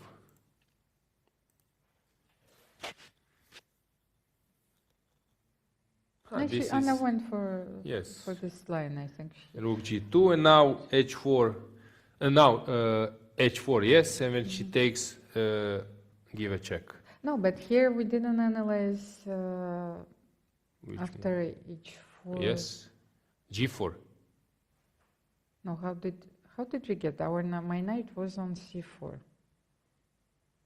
Where I started. No, she gave check and she went back off. This was not the same line, but what are we supposed to do? Now we were discussing h4, right? No, not No, h4, knight c4. Knight c4 was the move and then yes, h4. knight c4. So king c1 we said now. You go knight c4, I play h4. So this is the move, according to us, right? Knight c4, and then h4, right? But then I can try and take on b2. Or When? this is a draw immediately. Yes. This one? Yes. Rook g5, yeah, you won't win this Check. one. Yes, king b1. How you can? But rook b2, you give, I go here, you Rook give h2. check, right? Oops, sorry, I'm pressing this one. Yes, king c1. Yes. Sorry, I left my analysis, just a sec, so we were here. Rook. Here, the last one. Yep, rook h2. So you have to, I was talking about this endgame, it is still possible. You have to give up the h pawn here. Yes, no easy draw. No easy draw. Yes, this is better. Okay, I will try to avoid this. Okay, let me try to find something else. I can take with the pawn to be defended. Probably I need to draw this one. Come on. Knight d3, king b1. How can you keep up with the initiative? No, I agree, of course. I was trying to find a small chance for black to continue. No, it was good. Yeah, you did it well, but so knight d3. knight d3, king king b1, and now b1. you need to push pawns. I don't see anything else. b5 or I don't know. It's not easy to say. I can play knight b4. Okay, this is a try. So this knight b4. a3. Even a3 is possible. So Yes, a3. You go knight c6, knight c2. I go maybe even king b2. I think, yeah, yes. it's good enough. I don't have a useful check here, so I agree, of course. So it doesn't work. Yeah. So it was like this, right?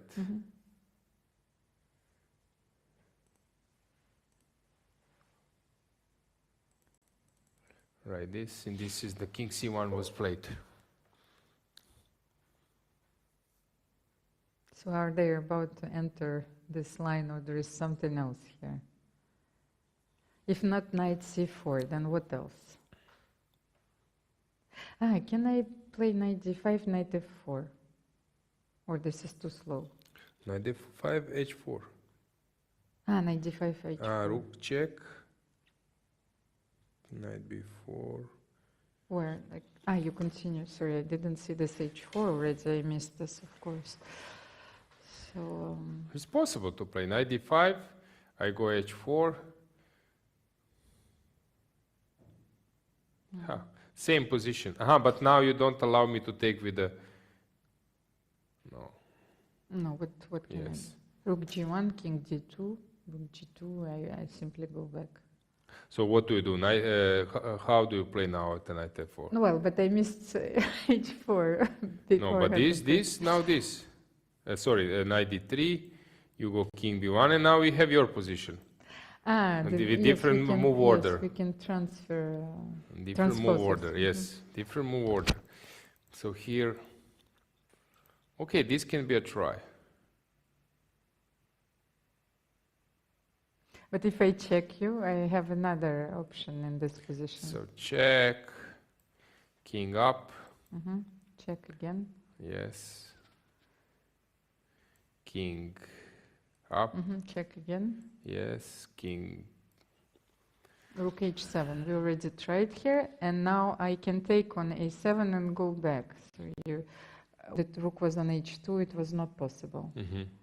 So if you play b6. b6, I take on a7, right? Okay.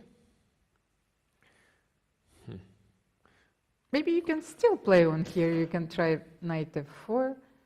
But to lose a pawn, better to play this something else. So move the king. So you gave check. If I go here. What is the difference if I give check I was once thinking, again? yeah. If you go, We have to protect the pawns. yes.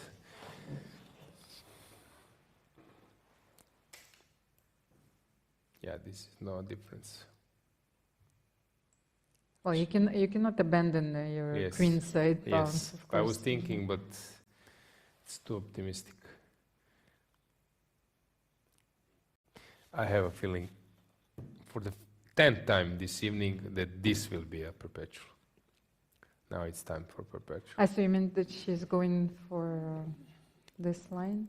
Yes, if Anna plays that move, then I think it's basically over. You're right. Rook h8 was. Okay, but for the moment, just check, and then this your move, rook h7. I don't think black will play that line, so knight d5 sacrificing this pawn. I don't believe in that.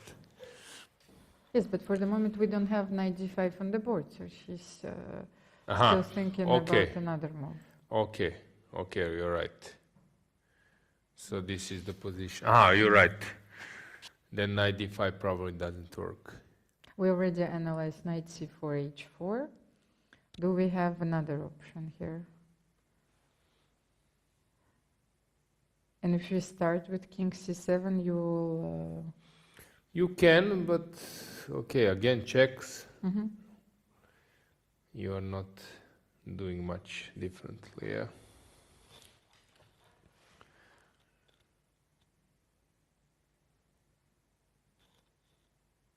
You see, we are real chess players because at some point we are so absorbed by the game, you know, which is playing in a religious silence. So even as commentators, we're trying to find something else, and of course, you're right. We no longer know. You're right. So no, but the game was actually very interesting. Very interesting. Although if you maybe, I don't know, check the game later, turn on the engine, everything was equal. Maybe slight plus for black, but nothing tangible. But now when you're going to the game, especially when you're playing the game, suddenly you see many possibilities, which you don't while you're just making like a brief analysis. So this is the key, that every game shows some inner fights and tough decisions, which I think this one was really actually the good game, really good game. But of course, drawing margin. So what is the song that you're singing during a chess game? Let's say it comes to this point, you're playing with white pieces. No, actually, before I was doing a lot of things like superstitious and I don't know, maybe singing. But then the later focus. The only thing was, at some stage, will you stand up, not to stand up? Will you drink something or not to drink something? I was just, because sometimes also that can be a distraction. To make a coffee, not to make a coffee, to go to walk, and so there are some players who are always walking. But also I was at the end, I was sitting. But sitting is also exhausting when you're always sitting. So it's not easy to decide what. But I was not singing. You? Well, sometimes Edith I'm Piaf? singing, yes. Not always Edith Piaf, but well, I mostly sing in the beginning of the game when I'm trying to encourage myself, and then of course I completely forget who I am. Well, after you, for example, if you prepare, there is a song which helps you to get in a competitive mood, like. I know. Okay, Fischer was listening to rock music, loud rock music, while he was analyzing. Also, I'm think Aronian is listening for a classical music. Yes. Yeah. So, of course, music can help, but also if something goes too deep in your mind, then you're losing a bit focus. So, I don't know. It's not it. But for example, I cannot sit to my car without the music. I immediately need to press radio. See, I don't know who can drive a car without music. I cannot. But But I know that there is a comic situation which happened to me several times when I play the chess game, and especially when you play at home. Like I was not actually sure that I switched off a few engines, you know, especially like, so, or I closed the door. So I understand how difficult it is. yeah, I think Vichy has said that he's always while analyzing position before at least. Let's say 15 years ago, that he was doing while watching a football match or something, and then there was this famous game, I think it's with Kazev, and he played bishop to a1 with black, and he said that he wrongly pressed, while he was watching a football game, he wrongly pressed by click, and engine was offering this bishop a. I don't know, somehow he pressed wrongly, and then this was the best move in the position. So whatever works, Yes, finally. yes, exactly. No, yeah, okay, this process of how the inner process is really something interesting, and basically you can get this information only from players directly. Will they share it or not? But this is what people don't understand, how tough is a chess game, and then when for hours you're having this inner fight inside. Yeah, so this is also why we like to play, because you are also feeling this stress. And no, I was actually referring to the iron, you know, I was not sure, you know, if it was switched off or it was still on and the house is still standing, you know. That was the thought process during the game, so. Running away. No, there was one story. There was, I think, tournament in Cannes. Okay, I played twice in Cannes Open, 3 times, maybe 3 times actually. Once, this was my first GM, Norm, was 2004 or 2005. I think I was second at the Cannes Open tournament. And I remember there was an IM from Croatia. He was playing a tournament. Or was it in Cannes or somewhere else? And then his first round, he was winning. And then he went, because of first round, he went to the bar next to the playing hall to take at the playing hall to take some Coke or something for drink, and then he met some friend from abroad and some other friends, and then he was drinking with them, and then suddenly after half an hour he was asked, "What did you do first game?" And he said, and he was running, and then made a draw for complete winning position because he only had like 2 minutes on the clock. He forgot that he's playing a game. I heard the difference, that you forgot about your other problems, but this is the first time that I heard that someone forgot that he was playing a chess game. Yeah. I am at that time, strong I am. These were romantic times where you were allowed, you know, to go to the bar and to buy a coffee, because nowadays you're not allowed, of course, to do anything. Let's remind our viewers that not only we have 2 arbiters present at the playing venue, we also have a fair play officer there, and times have changed, of course. You are not allowed to have your phone, you are not allowed to have a watch, you are not allowed to have a pen, anything which is suspicious, is looking suspicious. When I was starting my career, not starting, but I was like young FM, at that time was normal, let's say 20 years ago and more, 25, it was normal that players speak during the games. And what are you doing? How is your position? And then, okay, come on, someone can tell you in this position there is this motive and so on. And now this sounds ridiculous, but in that time players were exchanging here some comments about the position and the lines and so on. So I'm glad that the situation now is more professional, as it deserves, right?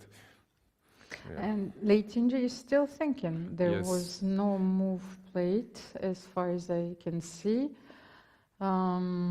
This is also typical contemplation. You're pressing, and then maybe suddenly you feel that it's close to a draw, close to over, and then you just. So is she repeating? Let's have a look at the board. So what do we have? Let's bring the board. How was the position before? No, this one. No, she went for knight c4. So she's not repeating. She always has like this poker face that she's, or the face like she's heading for a draw and always playing some different move. Okay, you are poker expert as well. You know better, maybe, how to read from the body language. Yeah. Well, sometimes, you know, because the game of poker is, of course, a game of incomplete information, and well, we could speculate about several things, of course, and analyze a hand differently. But here we also limited to the pieces. You know, there are not many options left, of course, and I think that maybe she said to herself, "Okay, I accept that this is a draw. I will make a few more moves, and if my opponent defends precisely, okay, we'll call it a day." No, but this is also sometimes interesting when you're watching some games with some fellows, colleagues, and then suddenly they say, now the guy will offer a draw. And they can read from the face, from the position, okay, where is someone heading for? He's not happy with the position, now he will offer a draw. Okay, in this tournament the rule is 40 moves, right? Well, you can it's 30 moves. 30 moves, yes. As usual, and you can only repeat the position. Yes, no communication between players except like after the repeating the moves, threefold repetition. And they, of course, they can go for a perpetual, but it's not very often that you see a perpetual, you know, before the move 40. Yeah. No, the games, they are really fighting, and I appreciate that. Did we analyze the checks here? Now it's this. Yes, this is the story. Yes. Checks, and king goes up. Yes, and look, she did h4. So your defense was this one. Check, and then she can abandon this a pawn. This was the point, right? This was our discussion, and then rook can take on a7. Maybe this type of position. I'm not sure. Was it this one? No, it was with the knight on h3, because here you can take on b2. Yes, okay, so maybe this one. So this position maybe h4. No, what I give check on. So what is? So this is the line that we analyzed. Check, and then maybe check. No check, or this one. This somehow I don't like. No, we analyzed h4, and when you took on g5 with the pawn. So how did we get this? Okay. So h4 is the move, right? Okay. I got it now. Yeah. Because you can no longer take because. No, you can take. This is your trick. No, you cannot take the knight. Yeah. Yes. Now you take. Yeah, because you cannot take the knight. So let's see. She will take. Will she take or not? But then what is the difference? She has to go for this endgame, take on h4 and rook h4? Which? If you take on h4, rook yeah, h4? But no, check.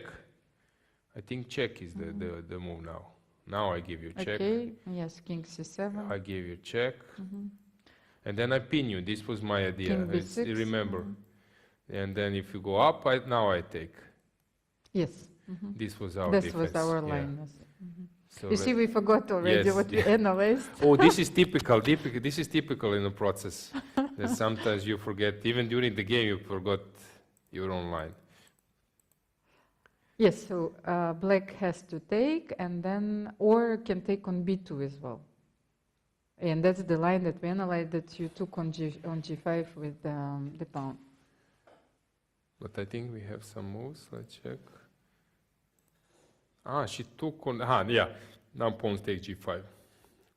According to our analysis, Okay, let's recheck rook g5 because we tried it once. rook So knight g5, d3 yes, check. knight d3, you King go b1, here, check. check, you go here, and then rook. Rook h2. What can you Ha! Okay, but this is of course is a draw. But Yes, but A3, this let's a3 try. probably, yeah, you take, and then we are having fun for the next 2 hours. This position moving back and forth. Of course, she won't allow easy draw, yeah. It's But I need to exchange the nice, knight. nice Can e5. If I exchange can the play knights? this, yes. Okay, now this is an Now easy it's a draw, dead of draw. course. So yes, you need to exchange the knight But immediately. maybe she doesn't want to end up a game with the pawn down. And just psychologically, maybe she will take with the h pawn. Let's see. Okay, she took. Okay, she took on g5 Yes. with the pawn, of course, and now we failed to find something. Yeah, this For is when black. I mentioned that you can play knight d3 and maybe start trolling your pawns. But How? So knight knight d3, d3? king b1, and then a something, a b, I don't know, start pushing your pawns. You mean b6? e5, I don't know, you start pushing your pawn. This is the only way. This, and I don't know, maybe not b5, b5, g6. I don't want to allow you this I option. wanted to play a5, but okay, let's try b6. Is it possible? b6 maybe. It's possible, but we are now so close. What can you do? Rook h7, a5, then, and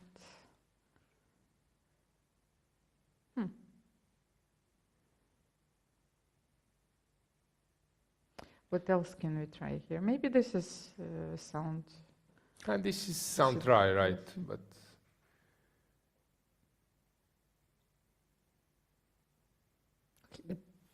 It's not dangerous, of course. For white, you need to be precise, but the position is equal. yeah, Even here. So. come on, you're right. There are tougher positions to save. She's a professional. She will find her way, I guess. Yeah. And of course, and if the worst come to the worst, so let's say Yes. you sacrifice your Yes, knight, yes, and yes, this exactly. is draw, of course, once Exactly. again. So, we were discussing this rook knight versus rook already before. There was a Yes. slight possibility that it might occur in the game, but of course, this is a theoretical draw. Yep. Can you believe that I never in my life had a rook and a bishop against a rook? I had rook and the knight against the rook like 10 times. Never rook and the bishop against rook. Always rook and the knight against the rook. But I do you, know why. do you, well, because you need to know how to defend those positions. Okay, rook, yeah. Okay, bishop. I was Yes. always rook and the bishop against rook. I was always a little bit repeating, checking, but somehow they never appeared. Even in the rapid, in blitz, somehow. Okay, what is she doing? Let's check. She opted for this move, this option. Possible. But Now now check, and rook Yes. h7. So this should now happen. Rook check, and then go back. Okay, we can show it. We Yes. showed it, of course, rook h8, king Check, c7, king c7, check, king go up, another check, check, king go up. and rook h7. Yeah, and this should be a dead draw. This is Can I try something and play? king before king a3. No? Yes, so b6 first. Yes. What do you do after b6? Take. Rook a7 and then king b4. But this is too much, of course. Well, it's not too much. It's a reasonable try, but still, she can try even that.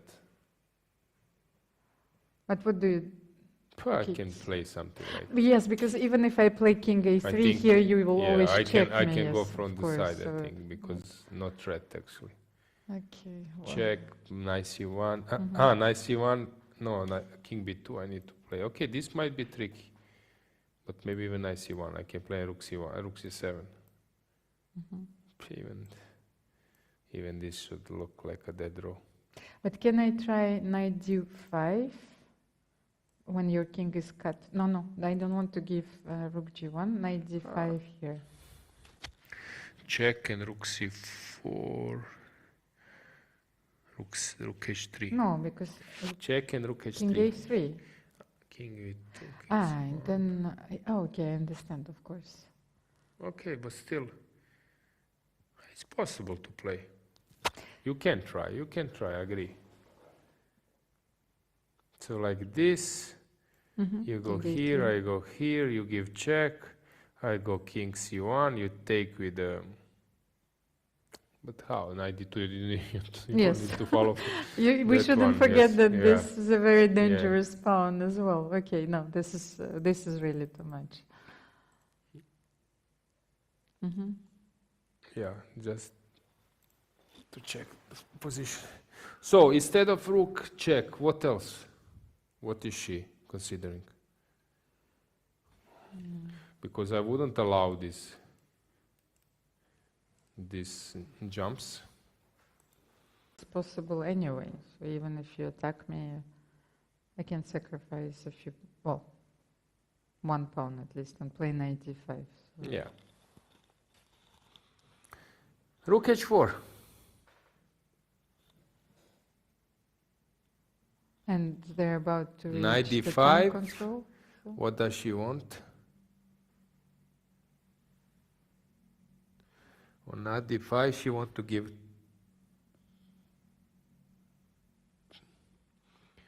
She wants to say that this knight can be trapped.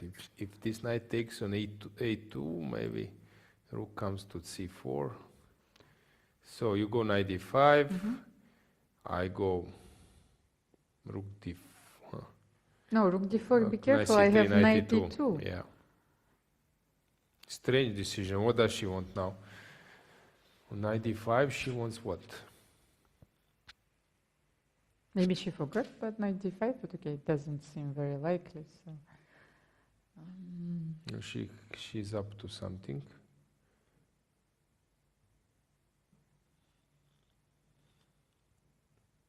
how many moves do we have left till the time control?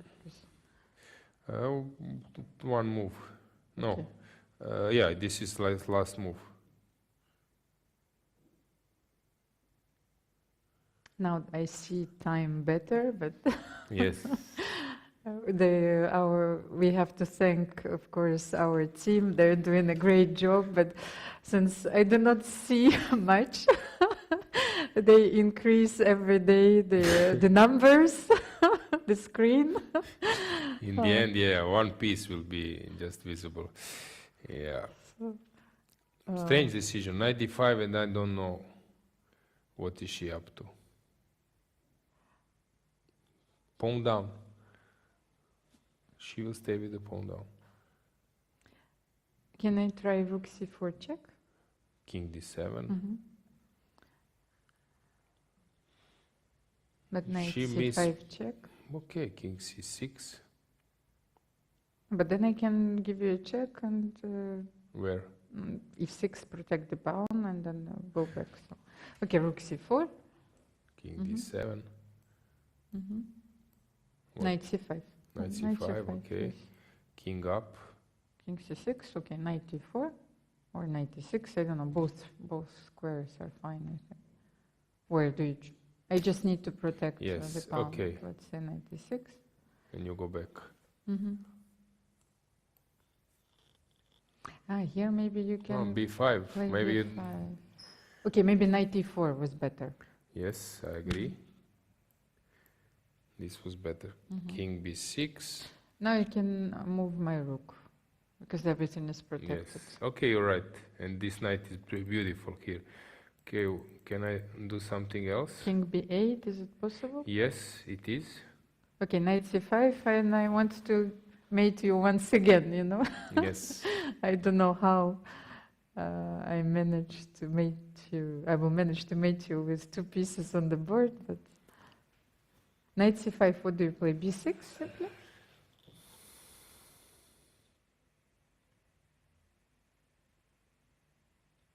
But she didn't play this. Why? What did she play?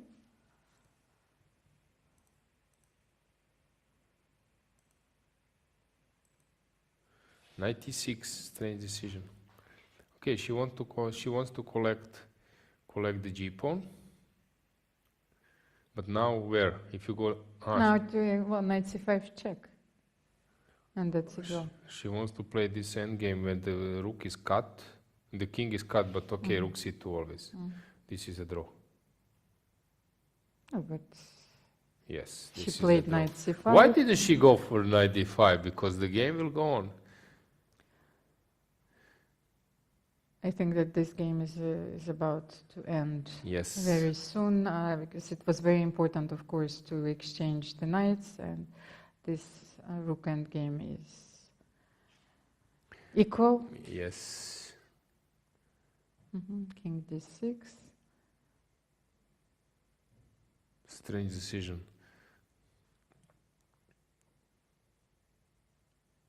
Why not knight d5? Why was she bothered? I don't know what happened. Rook f5. You have enough squares here for the rook, and black will probably repeat, maybe king e6, rook c5, rook d5, and it will be a draw. Yes, I think we can call it a day. a6.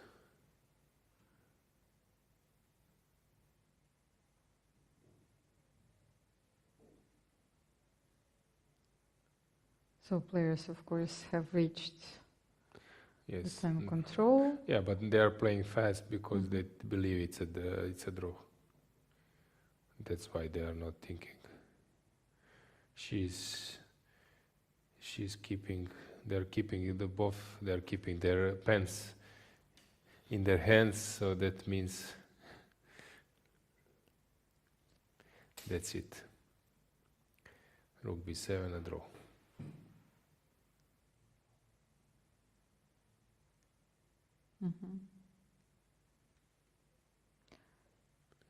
Yep. It's a draw. Now this pawn's endgame is not to discuss. Even without a pawn it would be a draw, so this is just like a dead draw, and they are finishing the game. From my point of view, very interesting game. I'm now a little bit regretting that knight d5 was not played in the end, instead of the knight e6 liquidation, but I can understand that you tried and now it's maybe too much. Yeah.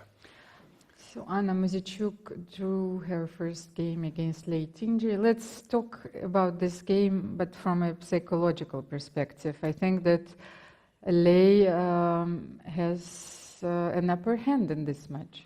Yes, but this will also, I think, a little bit, affect Anna, because she will realize that, okay, my opponent is here ready to fight for each game. I cannot just play something just opening to be on safe side and to keep everything under control. If something goes wrong, my opponent is very ambitious even in each game, even with black. So I have a feeling that she will now fight with the same strategy with black. And while there will be today a very interesting novelty for our spectators and our audience, because they're trying to set up, while we are speaking, they will set up a live studio. So you're watching the interviews every day. So I think that you will be able also from today, you will be able to watch live analysis provided by the players. So tomorrow, Lei Tingji will have white pieces. She's a d4 player. Well, I will study. I am preparing for all of the players during this tournament. So I'm actually very curious if Anna will go for her beloved Grunfeld defense.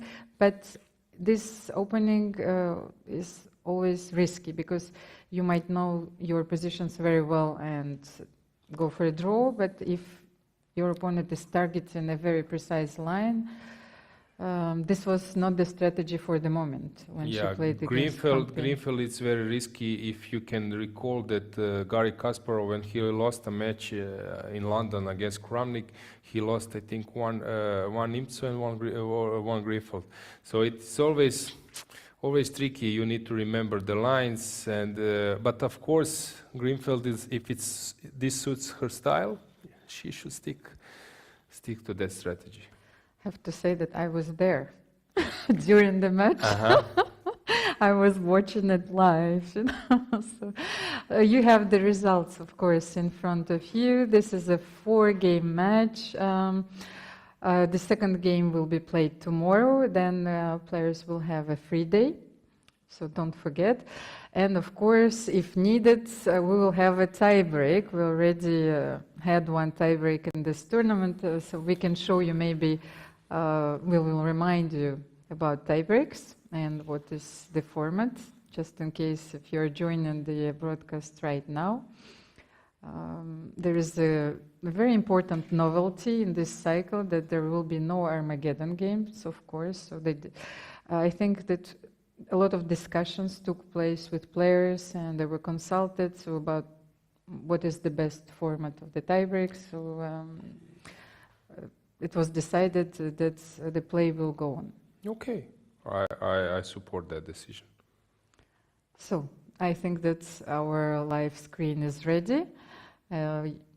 So stay tuned, and I think that now our job is done.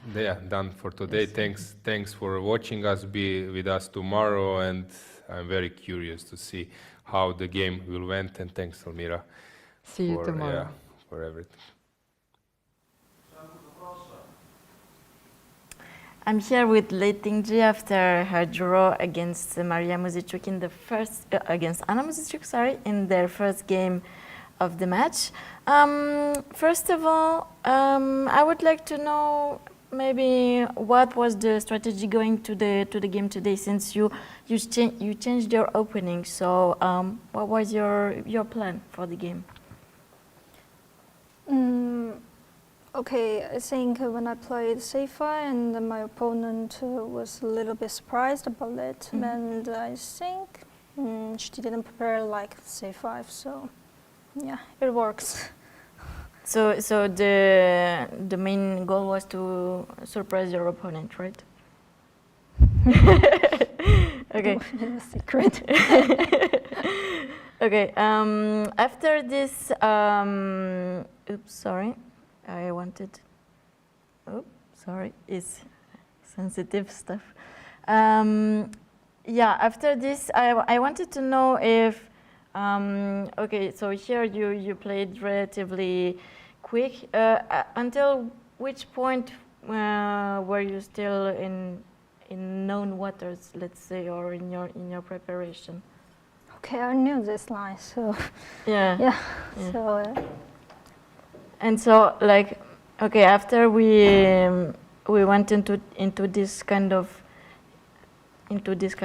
ending, probably Black doesn't have any big problems in this ending. What are your thoughts about?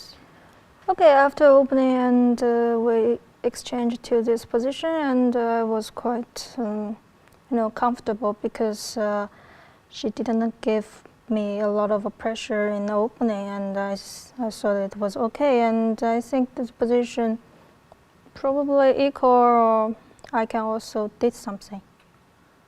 Yeah, sure.